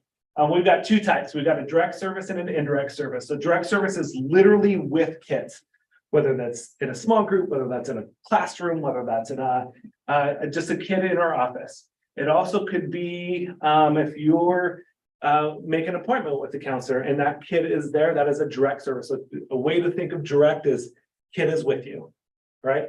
The flip side of that is indirect services, and that's kid focused, but the kid might not be in your office. So that could look like a letter of recommend. It could look like finding referral services for outside mental health counseling. It could look like a collaboration. Hey, I really got some concerns with my student on academics, or hey, my student is struggling in this area, but it's just that parent counselor meeting. That's an indirect service. So indirect service, not with the student, but student focus, right? That 20% of the time, wait a minute, like Josh, like you said 80% of your time. Most of us do that. Most of us do a lot of that, more than 80. That 20% might be, I'm tied up in master scheduling stuff right now. The part of our counseling program that we really should have a say in, but really should be kind of spearheading. So that's going to be that's that 20%. And right now, it's sad to say, but a lot of my time is spent up with the master schedule, which is not part of what I should be doing. So it's just something to keep that in mind, and that's tracking that twice a year. So that use of time. Next slide, please. Use of personnel. So we're going to meet 3 times with our director of equity and student well-being, aka Carrie. We'll meet with the district, the counseling department, and we're going to literally look at how our time is being used. How can we refine what we're doing? How do we make us better as a K-12 counseling department? Because right now, we got some stellar counselors, and like I think we're the best in the state. A little biased, but we're the best in the state. So it's really about addressing the future needs of the counseling department K-12. And then really it's kind of finding where we overlap with other programs, our student support advocates, outside mental health. How can we champion what kids are learning in mental health? How can we coach those skills that they're learning and that kind of stuff so that there's that fluidity piece across the school and mental health pieces. So we got some wonderful pictures of some of our school counselors across the district. So next slide, please. All right, so it's really about a paradigm shift. This is year 10 for me in the school counseling world, and I'll never forget. When I first started, it was literally putting fires out everywhere I went. Every time I turned around, it was like, oh my gosh, the student's on meltdown, and oh my gosh, you gotta go do this, and oh my gosh, this needs to be done. And I'm like, this is not sustainable. Like, oh my gosh, like what? Like, going gray, I'm losing my hair. So this is awesome. So the counseling program is really about a paradigm shift around services to program. We offer services, but it is a programmatic service across K-12.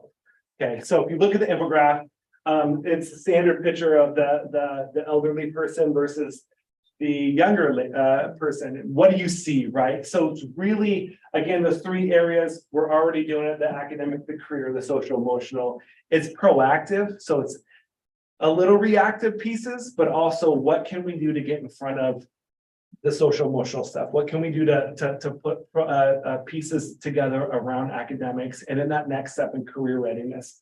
It is aligned with the ASCA model. It's aligned with the Washington SEL standards. It's data driven. Again, it's that accountability piece. Erica, you should be able to come to us and go, hey, where are you spending your time, right? Like, I should be able to tell you where my time is being spent. Does that make sense, guys? All right, next slide, please. Sorry, you're just in front of me, so I'm not. Nobody is safe. Nobody is safe. So it's an ambitious plan. Again, this is like a 30,000 foot kind of plan. We can do it. Like I said, we got some pretty amazing counselors in our district. I know we're not alone.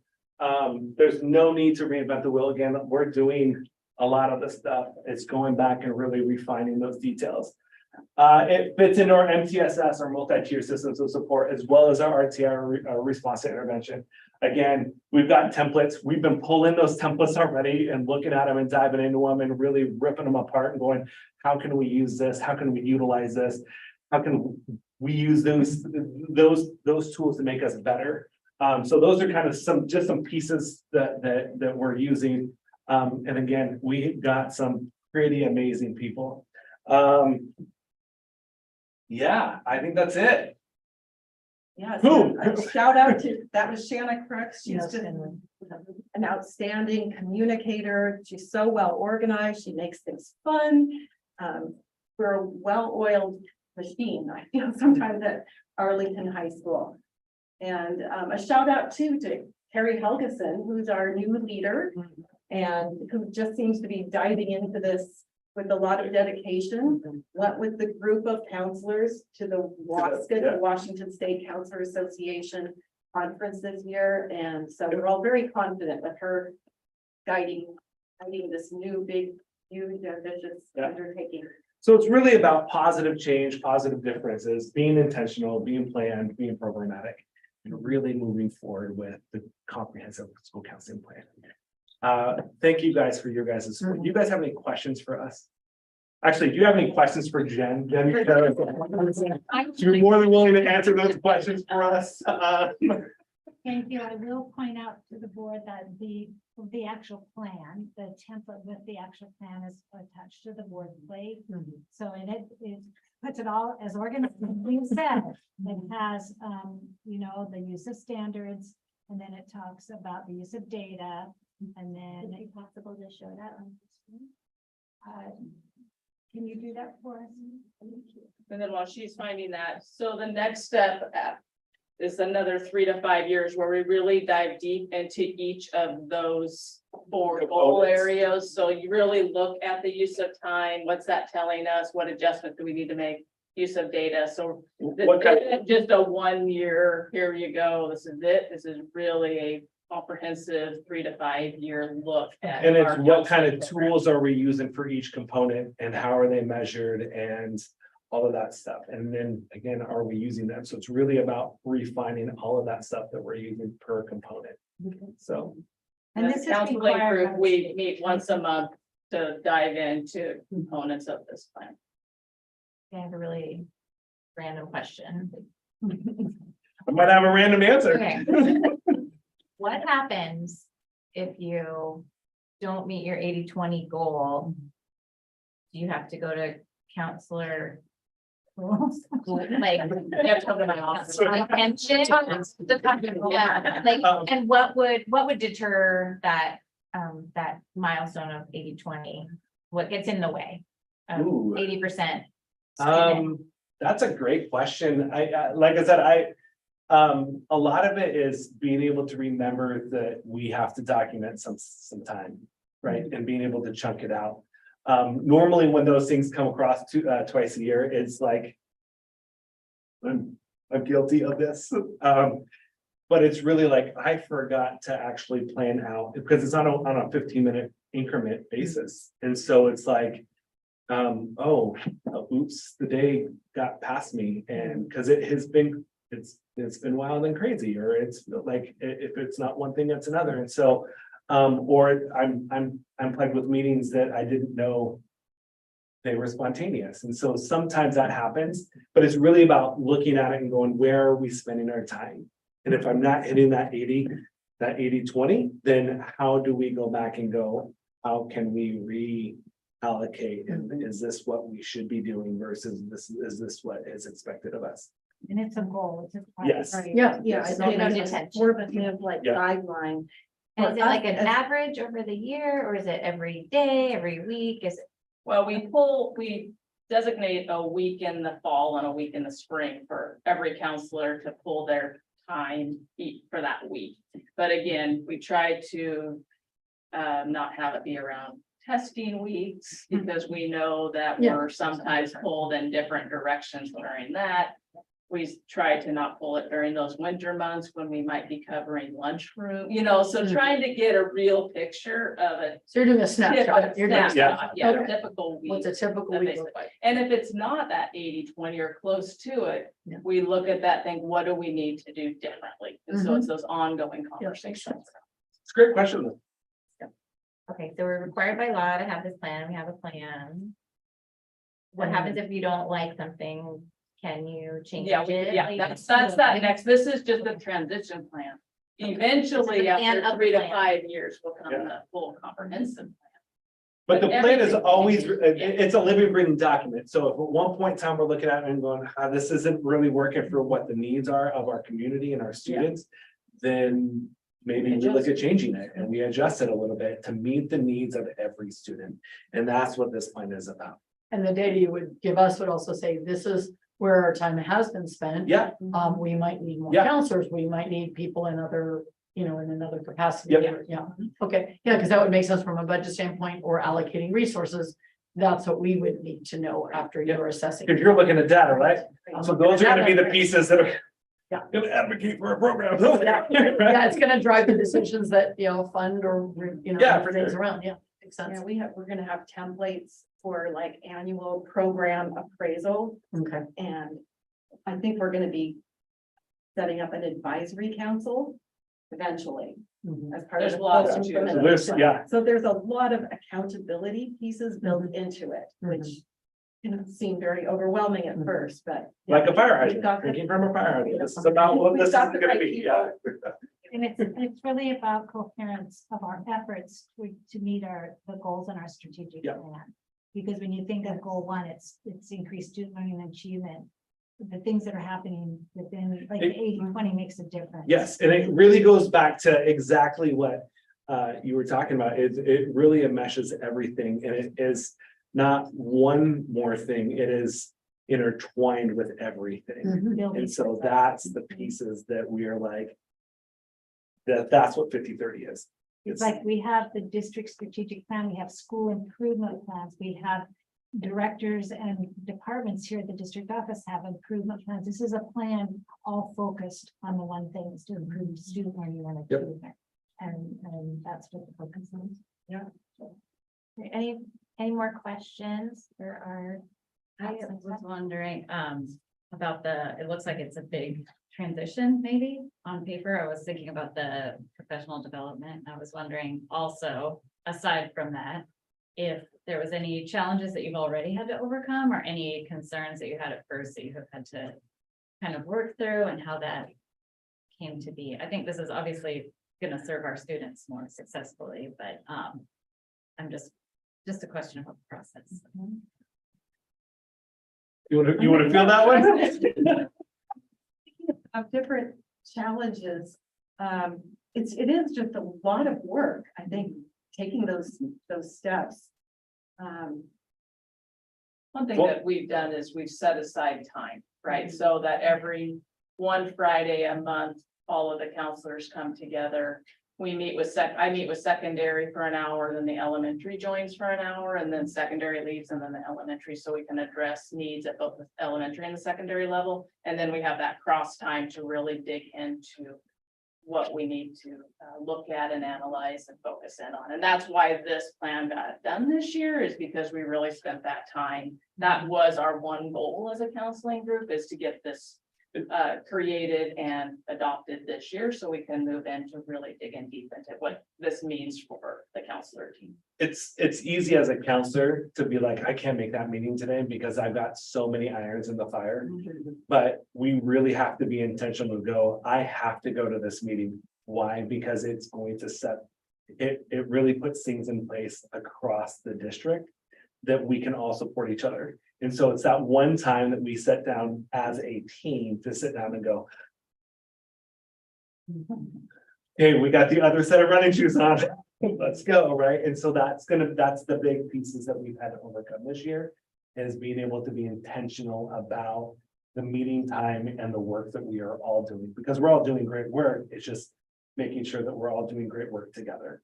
And making sure the meetings are meaningful, right? If the meetings are meaningful, then you can make more of an effort to get the work done. So. Great, thank you. Thank you. All right, this is an action item. Do we have a motion to approve the comprehensive school counseling program transition plan? Yeah. I will make a motion to approve the comprehensive school counseling program transition. Second. It's been moved and seconded to approve the comprehensive school counseling program transition plan. Director Ray, Aye. Director Kelly. Aye.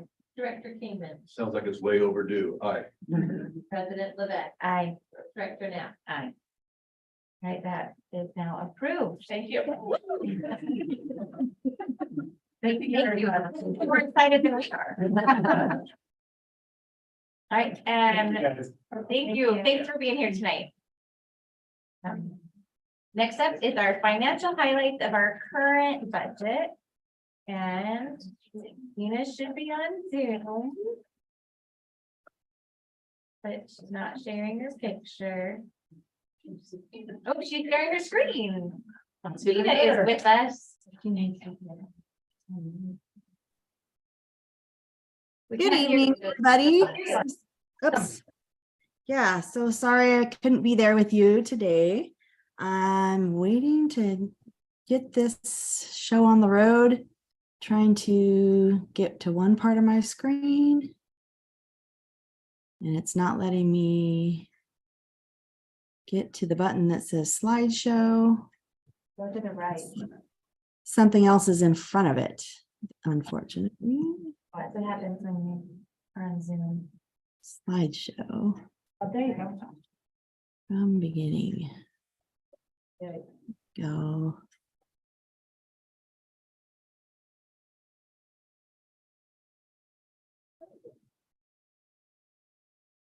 We can see it, Gina. Okay, perfect. So thank you. We're here. We have closed out the month of April. And so now I'm sharing our financial health of the district, current highlights of the budget as it stands now for April 2023. So as typical, we kind of start off talking about our financial positives. And we've been talking about these each month. Our healthy beginning fund balance that helps sustain our operations, our 4-year educational programs and operations levy. Thank you, voters. We are in the 3rd year. This current year that we are in now is the 3rd year of our 4-year levy. And we have a federal funding grant called the Department of Health's Learn to Return funding. We received these funds last year, and it was an additional bonus that we were able to receive them again this year in our 22-23 fiscal year. We also have our capital levy, and just as alike with the educational programs and operations levy, we are in the 3rd year of our capital levy, and next year will be the 4th year of that levy. And our financial challenges.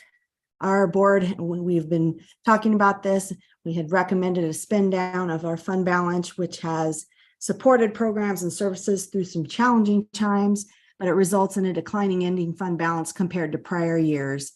And just always drawing us back to the budget estimated, the ending fund balance would be at 4.2 million. And again, that's a raw budget data figure. And we're still tracking on that.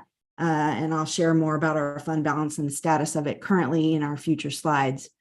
But another challenge is our enrollment is recovering more slowly than hoped.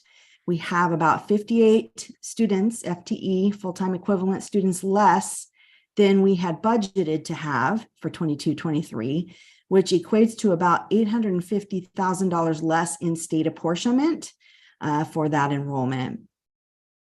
Federal and state pandemic relief funds have been exhausted.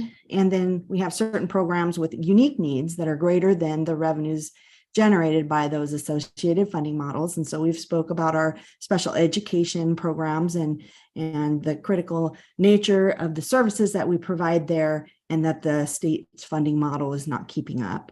And then continuing to recover from impacts of the pandemic and the service levels, and for that.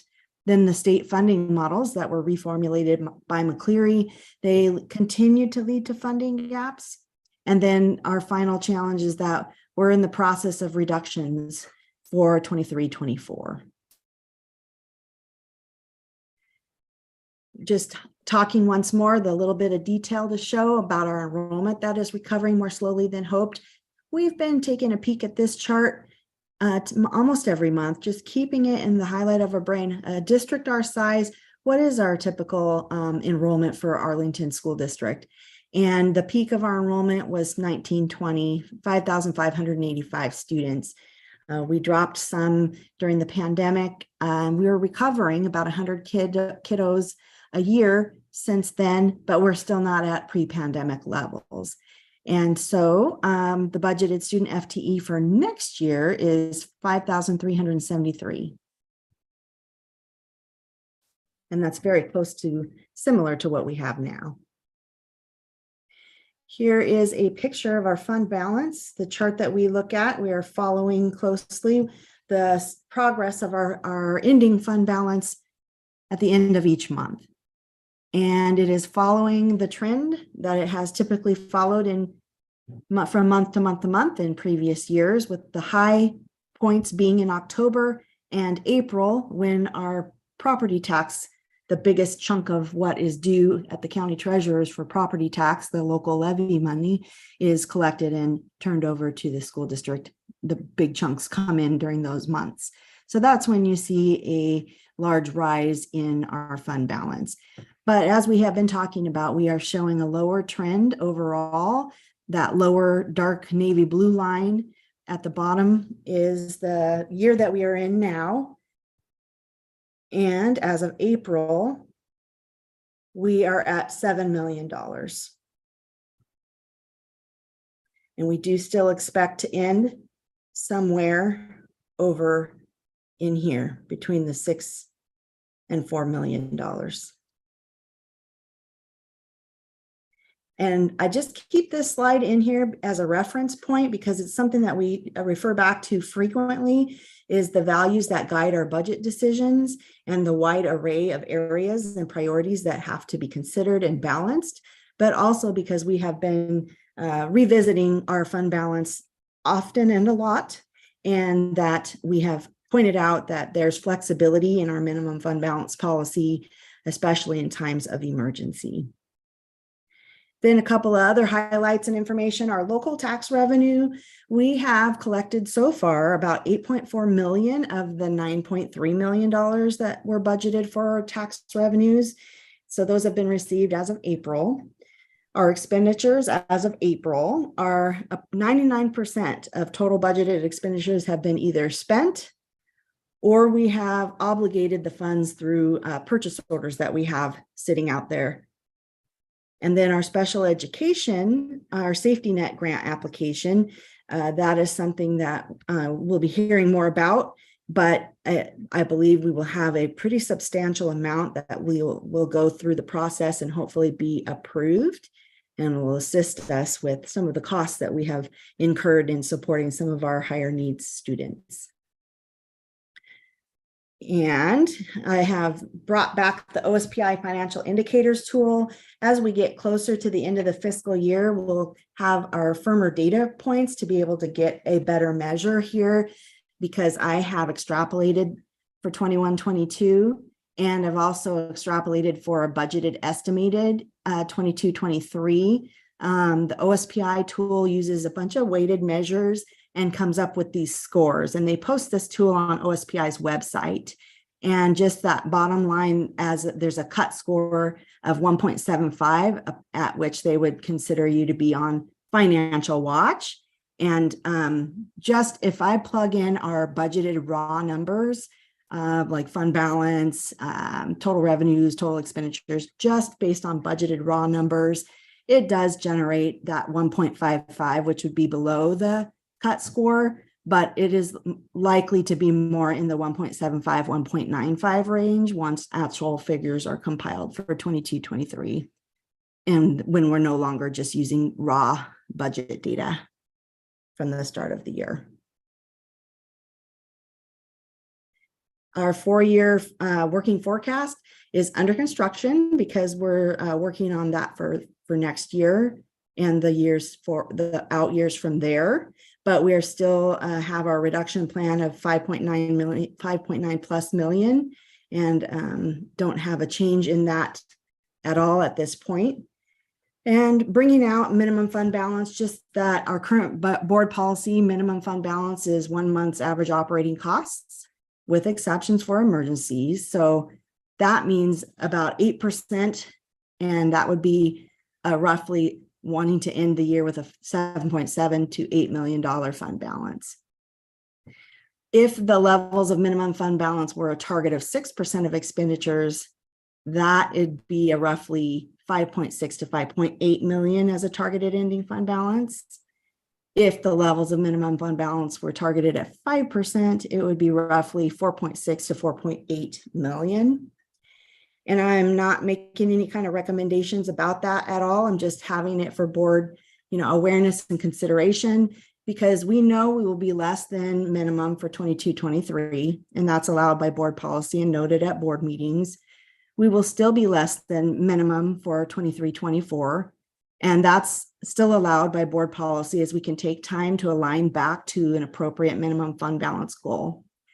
But it's just that we've been talking and considering adjustment of policy language to reflect the change. And what we decide could affect what pace and at what cost to programs and services to realign our fund balance in future years. So if we're going to work towards a target of 8%, or if we're going to adjust to a 7 to 6 or 5 million minimum fund balance goal, the 5 to 6% level is commensurate with about 1 month's net payroll. And a 4 to 5% level is more typical for many nearby districts.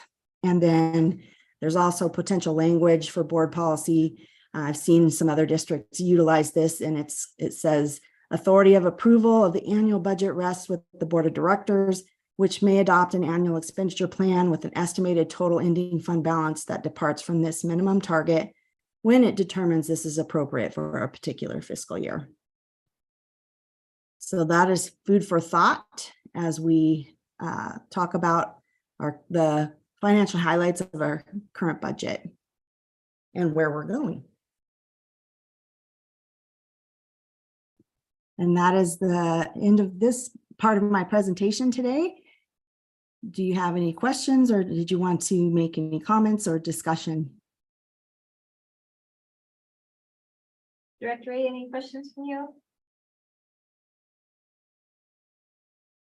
I don't hear any questions, Gina. Okay. You want to move to the next part of our agenda, our Sure. 23 budget development briefing. Okay, coming right up.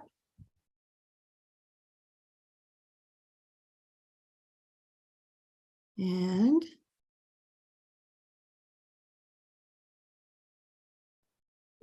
of course, sorry, I got to get to the beginning of it.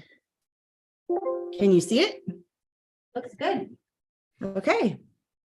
And once again, the drop-down menu is in the way of my ability to show you the whole slide, so I'm just going to move forward. We can see it, Gina, it's fine. Good, good, good. Okay, so we're going to be talking about development of next year's budget. And I always start when we're talking about budget, just talking about the primary mission of our district, that we do not do the budgeting process in a separate place from thinking about the primary mission. It is intertwined with and together with considering the primary mission, which is to educate, prepare, and inspire students to graduate and seek their full potential as lifelong learners. Then our strategic plan goal 3, resource stewardship. We will secure quality resources, people, time, money, and property, and align these resources to support equitable learning and achievement for students by making decisions using an equity lens and data. And then again, here's the values that guide budget decisions, keeping this slide in here as a resource and a reference point showing the broad areas of priorities that have to be balanced. And then here's our budget development timelines. And we've already checkmarked through most of the items on here. The highlighted one, January 23, board adopted enrollment figures for next year. April 10, we had a resolution reduction plan adopted. April 23, we had the legislative session end, which was a critical thing in the timeline, generating lots of information that could impact our budgets. And then May 15 was a deadline as well for any certificated contract notifications of if there was non-renewal of any contracts. And so those deadlines have been met. And we are now in the place for April to July to be having budget briefings. So I'll continue to bring things to you at the next budget meetings or the next board meetings as we have the data more and more compiled. I'll bring those pieces to you. And then we'll have a July 10 budget draft where it will be a more comprehensive whole document. And then August 14 is when the budget hearing would occur and proposal for adoption of next year's budget. This is an annual budget cycle. It's a reflection of the cycle rather than in a bulleted timeline type of format. It is the cycle that we go through because the budget is really a very fluid process. The fiscal year begins in the fall and we're making adjustments to the budget we adopted based on actual student enrollment or actual staffing that needs to be aligned, or if there's any state and federal updates to anything. Then winter, we're starting to work on more projections. If there's changes in local revenues or expenditure changes, any kind of changes we need to think about, the governor's budget starts coming out for the next year even, and we'll be monitoring that. And then spring, winter, spring is budget development time. That's where you saw we adopted the enrollment projection. We started trying to define our budget parameters, and we had a reduced educational program that we had to go through formal process on. And then spring is budget preparation time, heavier into the details. We're incorporating defined reductions or additions. The state F195 is being formatted with adjustments that happened because of legislative changes. The state F203 tools being also adjusted with programming from the legislative changes. And all of those pieces all have to come together so that we have a preliminary budget presentation for the July 10 board meeting. And then spring, summer, we're having adoption and implementation, and then the whole cycle starts over again. Well, and I forgot to mention again, the budget resolution proposed adoption in the August 14, 2023 meeting, and then the cycle begins again. So legislative changes, I have been sharing some of what we were tracking as potential major impacts to school districts. And I'll talk about the three main areas: implicit price deflator, regionalization factor, and special education funding, as there were bills being proposed at the legislative session, and certain of those bills passed and certain of those bills did not pass, or passed in not quite the format we would have liked them to pass in. So I'll talk a little bit about what those are. So first, the implicit price deflator, which is IPD, is like inflation. The legislature set that at 3.7%. So how does that really apply to us? I wanted to give you a brief example from the state's prototypical school funding model, and it shows how that gets applied roughly in the area of salary. And it's broken out in three categories for what the state defines in these three categories: for certificated instructional staff, CIS, classified staff, CLS, and certificated administrative staff, CAS. And the state's prototypical school model has an average salary that they have set for funding allocation purposes only. It does not equate to what Arlington School District's average salaries are, or anywhere else's average salary really is. It's something that is set by the legislature. And they have set that average salary for CIS staff for 22-23 at $72,728. And if you multiply that by 3.7%, you get the increased new average salary for next year, which would be $75,419. I hope everybody's able to follow with me. I'm talking lots of numbers here and kind of reading from this slide, but I wanted to illustrate for you how that works. How does the implicit price deflator affect our funding? And so then there's another example. And the second bullet talks about the classified staff. Same kind of thing, takes the average salary from this current year, multiplies it by 3.7, and that's the new average salary that is utilized in the prototypical school funding model by the state for classified staff. And then on down, same kind of calculation for certificated administrative staff. Okay, moving on to the next slide. The state legislative changes around regionalization. So we've been talking a lot about regionalization as well, and that is a factor utilized in the prototypical school funding model, which is an allocation funding model for school districts. They have it broken out by the same categories: certificated instructional staff, classified staff, and certificated administrative staff. And I had shared that regionalization factor had been stepping down.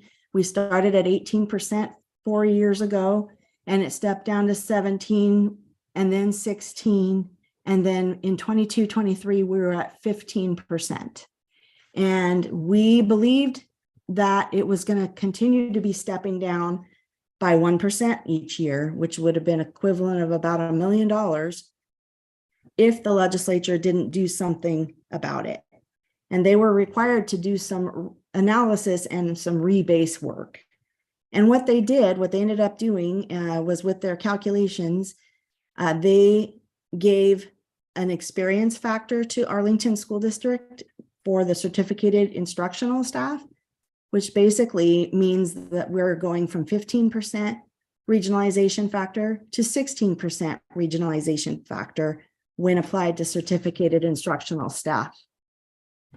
For classified and certificated administrative staff, we're going from a current 15% regionalization factor and dropping down to 13.5% regionalization factor.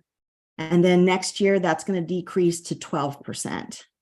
And then it's going to sit there and ride out for the next, till we're 4 years in and they do another rebase unless they do something in the next biennium as well. And now we can talk some more about that. Basically, we would have dropped to 12% in the rebase for all 3 categories, but for the fact that we qualify for an experience factor for certificated instructional staff because of the makeup of our experience and education of the certificated instructional staff. That's the only group that they take those measures on. They don't take those measures for classified or certificated administrative staff. It's a unique area. So we would have actually received another 4%. So it's 12% plus 4% experience factor puts us at 16%. And I'm really sorry, I'm really talking in all these number details and I hope you're following along. But it could take some time to be thinking about this and studying what I'm talking about.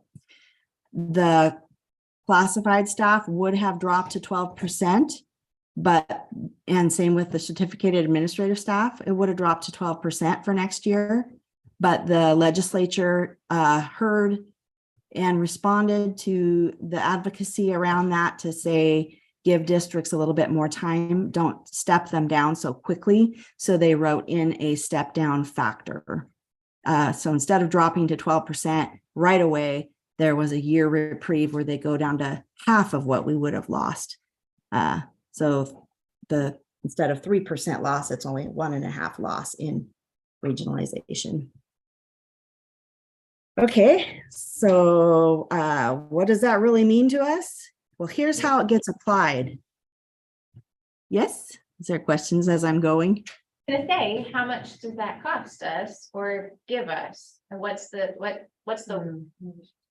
does it increase it overall or does it decrease it overall? Like, what's the total? Yeah, I don't have that number yet, but when I was looking at the potential for being at 16% and 12% across those staff categories, if I just did some rough calculations, it seemed like it might have been close to a wash, like almost as if we had stayed at the 15% rate. But I don't have the figures for this new model. And frankly, when the tool that comes out from OSPI that we'll be able to use to run our numbers, it will give us the data more assuredly. So I don't have an impact yet. Thank you. But it does mean, Gina, that we have the step down that will happen for administrators and classified for the next year, 24-25. Correct. Correct. And then, whoops, did somebody else start to speak? That's the opposite of what we really need, but okay. Yes, I know it is. And then here's how they apply that. So we took those average salaries in those 3 different categories. And that average salary includes the 3.7% IPD increase, inflationary type increase. And then they multiply that times the factors of the 16% or the 13.5%. And then that's the amount that we get through the prototypical school funding model for whatever they determine is the amount of FTE in those various categories of certificated or classified or certificated staff. And benefits and all of that are on top of that and separate, but that was just the very first way to kind of show you and give you an idea of how that kind of works into the formulas. The payroll fringe benefits, there's been a change to the retirement rates that the district is required to pay into the Department of Retirement Systems, the pool. So that's something that the legislature sets every year, what those rates are going to be. And their pension, those are their actuarial measures that they're utilizing to make sure that those pensions are funded or being funded in the long term to meet the needs of what they're supposed to be doing. And they have determined that they're able to decrease the rate for 23-24 that districts are required to pay in based on their salary costs, true salary costs. So my point there is The cost that the district pays in will be less, but the amount the district receives from the state in the prototypical school funding model will also be less because they use those rates also in what they pass through to us in the state allocation prototypical school funding model. So there will be a net cost savings, but not as great as one might think. So if you're listening to any kind of legislative talk or groups that might say, but you received this cost savings by this big, huge dollar amount, it affects us both ways in a cost savings and also a cost or a revenue reduction. So it's only to the extent that we're paying salaries and costs for payroll type costs over and above what the state provides, that's where we would experience a cost savings. Okay, so I don't know if I'm making sense because I'm kind of talking technical math stuff, and it's hard when you're not in the room. But next I'll move on to the state legislative changes around special education. And we talked about there being a funding cap on special education, the funding model that is used specifically for providing for those services. The funding cap was at 13.5%. The push was to advocate for removal of the cap in total. That's not what we received. They kept a cap in place, but they increased the cap from 13.5% to 15%. So this is beneficial. This will result in additional funding for the district, but it is not quantified as of yet. It is a move in the right direction. Funding multipliers also increased for enrollment in birth to preschool kindergarten age. There was a factor that they use and they increased that from 1.15 to 1.20.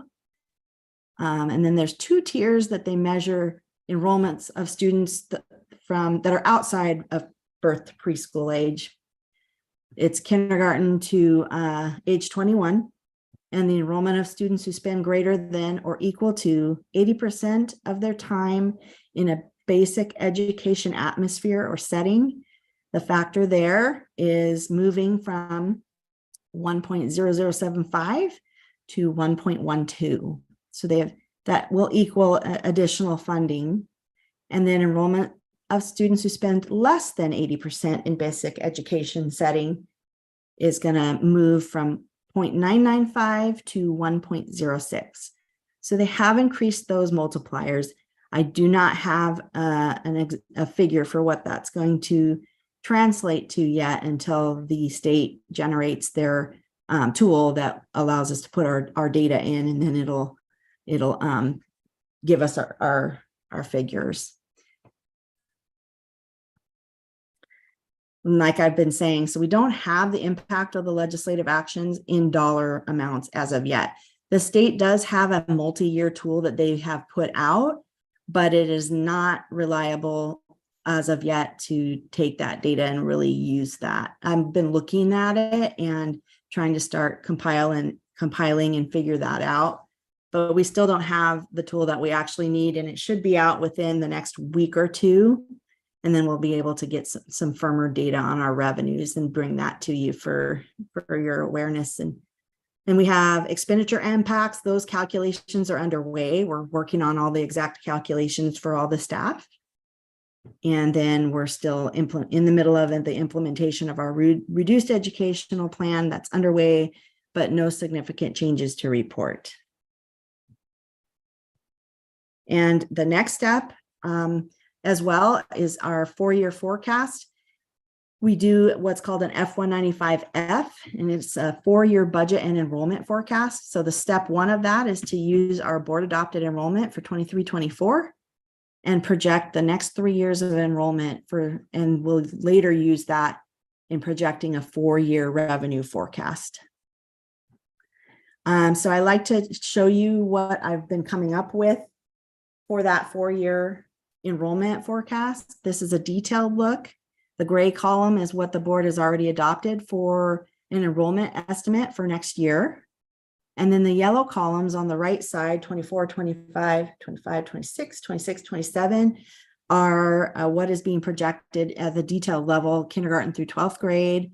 And then alternative learning education, Running Start and Open Doors is in the middle there. That's in its own summary. And then the grand total.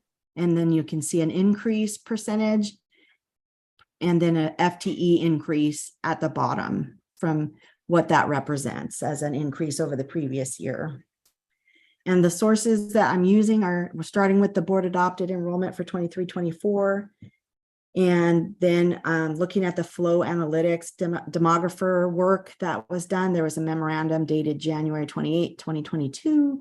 And so I'm taking that data and working with that, trying to project in enrollment forecasts for those future years.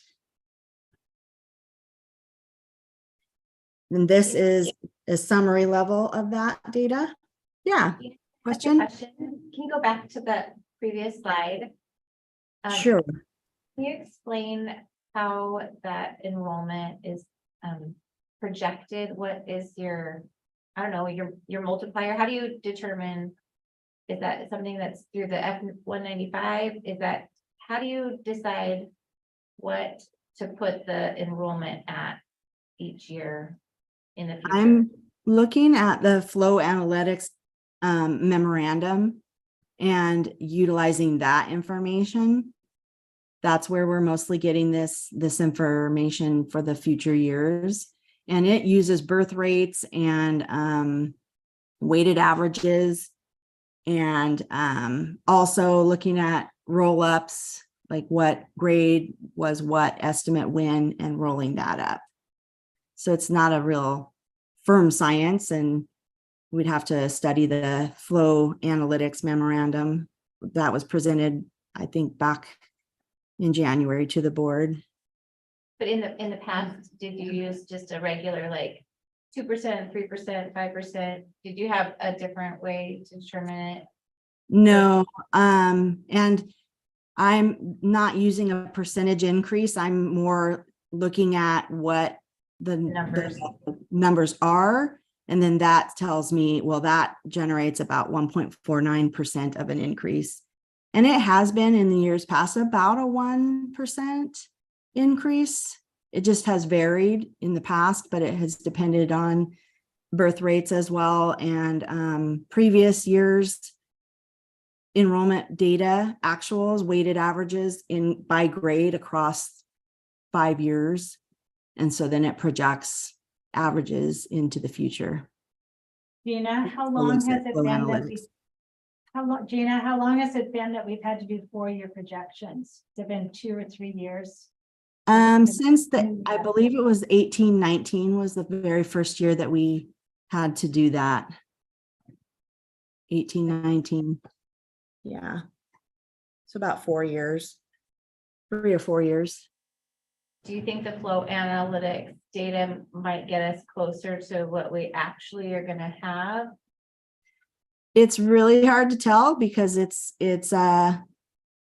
some of the things that happen with COVID have skewed the data. And so it puts things into a downward trend when that may not necessarily be how it plays out. So that's just the best tool that we have to have at least some measure of where things are going. A lot of times it's the kindergarten number that we look at for the most part to figure out from the birth rates what we think we'll have. And that comes from the flow analytics. But also, when you roll up the grades, we do know, there's usually increase from middle school to high school, and because some of the private schools that only go to 8th grade, so sometimes there's a jump there in those particular grade band levels. So when I'm looking at the flow analytics data, I'm just really studying it for consistency. What is it saying? Does that make sense in the big picture? I'm kind of looking at those roll up numbers and trying to say, does each of that pieces, each of those look reasonable. And then this is just used as the 4-year projection. So it's out years and it changes every year after the net, every year it's adjusted and adjusted and adjusted. So if our enrollment next year comes in much higher than we planned for 23-24, then that's going to affect our future years projections as well, and they'll all be changed. Yeah, it looks like 5 and 6 years out from the COVID year, it's very low. Which is an interesting projection. But say if there was a new private school that opened up in Arlington, that might skew it even more. That might pull more kids away. Possibly. Or if there's another construction of New buildings, new family homes. like a whole new neighborhood or something. Yeah. Okay. Yeah, and I would say these are what I would say is a fairly conservative, like we wouldn't want to be over aggressive in this area, because that would give us false comfort and false reliance on future revenues, because this is the strongest enrollment is the strongest indicator then for future revenues. So we have to be cognizant of that when we're creating forecasts for our future too. So we don't try to be overly optimistic about, well, I think it's going to do this because I'm just one person. I'm utilizing the information from Flow Analytics and then working with data roll-ups and, massaging that a little bit. Only time will tell. Yes. Thank you, Gina. This is a look at that in a more summarized fashion. Same data, just a little more condensed. And then I'm about to my final slide, just revisiting kind of the details that, the Form F-195 is the required budget format. The state software defines exactly how that looks, and it's a huge document and it's not very user-friendly to deduce what is this telling me, but it is required of us, and I will provide you with some more summarized data too, that based on that will be a little easier for you to see and make comparisons of. Within it is also a 4-year budget and enrollment forecast, like we were just talking about. Those enrollments will feed into that, and it's another form called F-195F. And then those drafts will be brought to the board for review and consideration. The July 10 meeting, that's required by law that we have a draft, and it'll be up for the public as well for them to have access on our website. And we submit also to the Northwest ESD. They look at it and are looking at the data and asking questions, making comparatives, and asking questions of me so that they try to flesh out if there's some anomalies or things that need to be looked at. And then the budget will be heard in a public hearing and proposed for adoption during the August 14, 2023 board meeting. And just reminding everyone that a budget must be adopted no later than August 31st. There's a RCW or a WAC that's out there that requires all school districts to have their budgets adopted by their boards by August 31st. And that is the end of my presentation for the current budget development reported out and briefing on how it's going. All right, does anybody have any questions about the future state of our budget?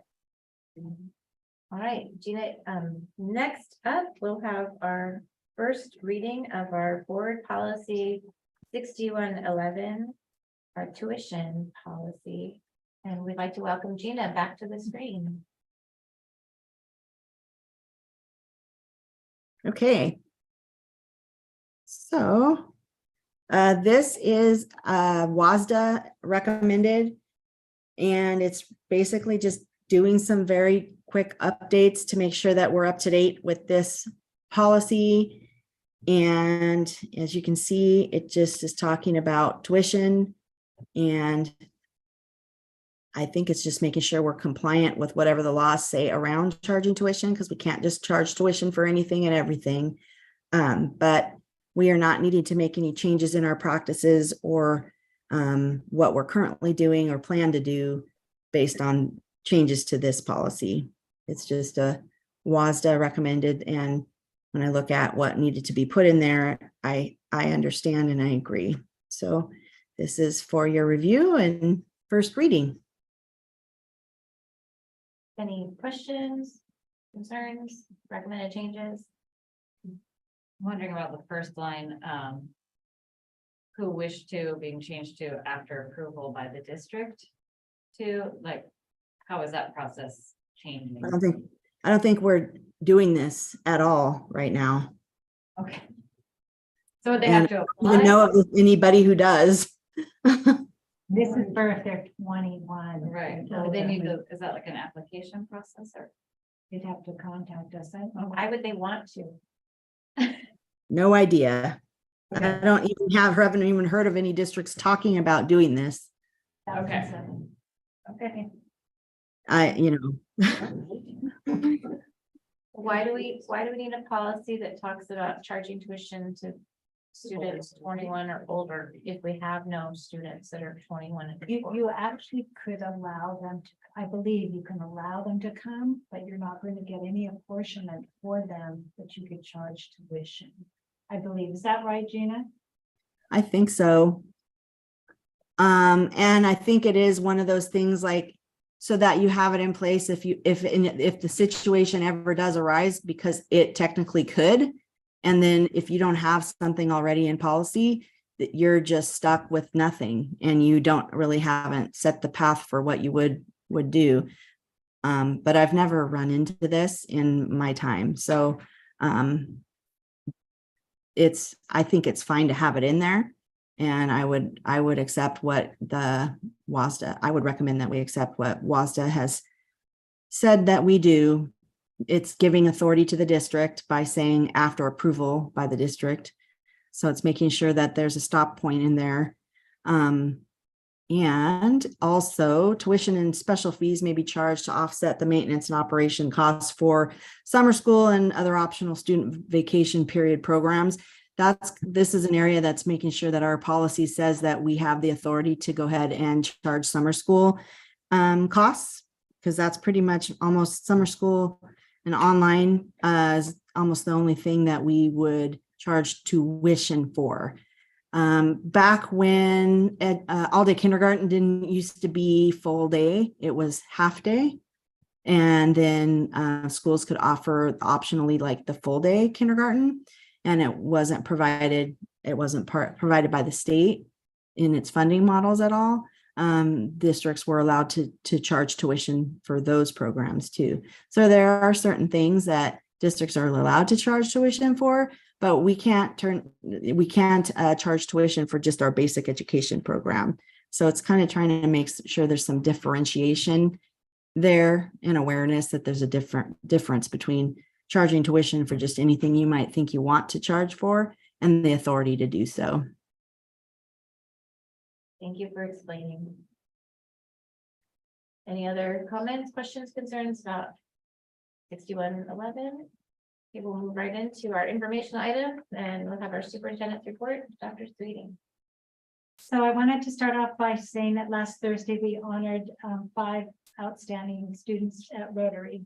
And one of them is in the room right now, Allison Kleiman from Howler. She was honored there. We also honored Carson Ramison from Arlington High School, Alexis Spooner Jones from Weston, Samantha Redford from Post, and Brooke Herrera from SBSC. So those were outstanding students honored at Rotary. We also at Arlington High School track and field, we are District 1 champs. So track and field, so that's awesome.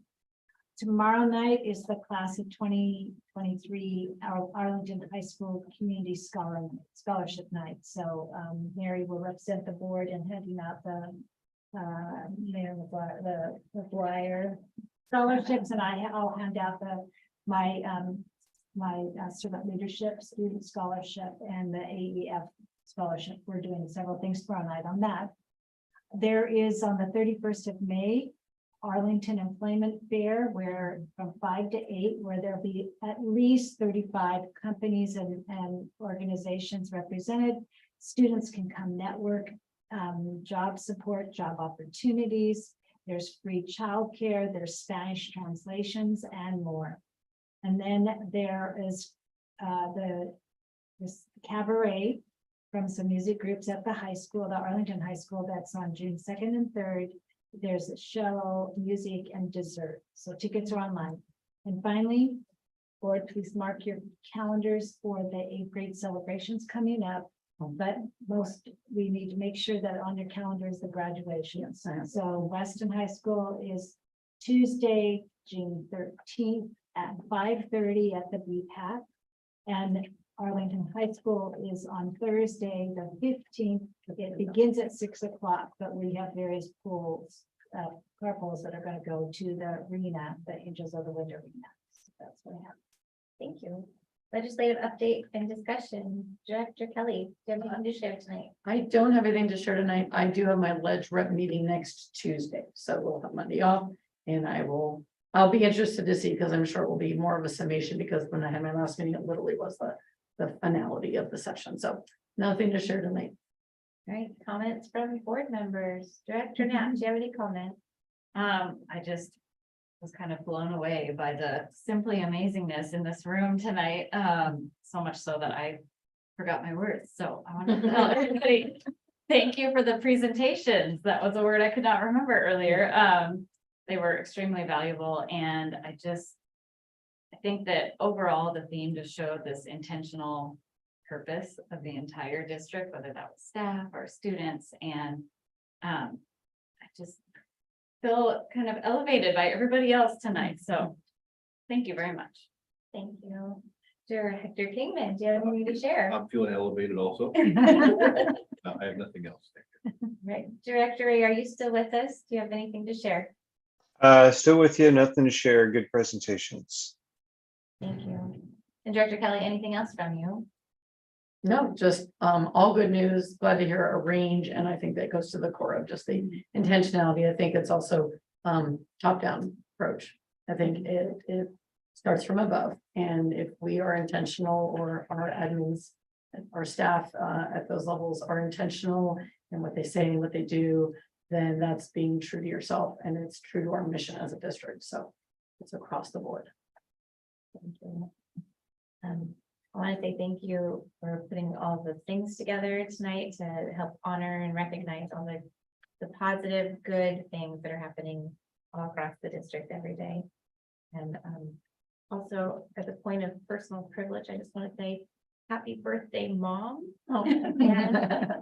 And I want to remind us all that we have our next study session is going to be on June 5th at 5 p.m. upstairs here in the building, but I don't know where we are. And the Lincoln Room, thank you. And then the next regular board meeting will be on June 12th, very busy week, and that will be at 6 p.m. right here in the board room. So do we have a motion to adjourn? I have a motion to adjourn. Second. It's been moved and seconded to adjourn. Director Ray, Aye. Director Kelly. Aye. Director Kingman. Aye. President Levesque. Aye.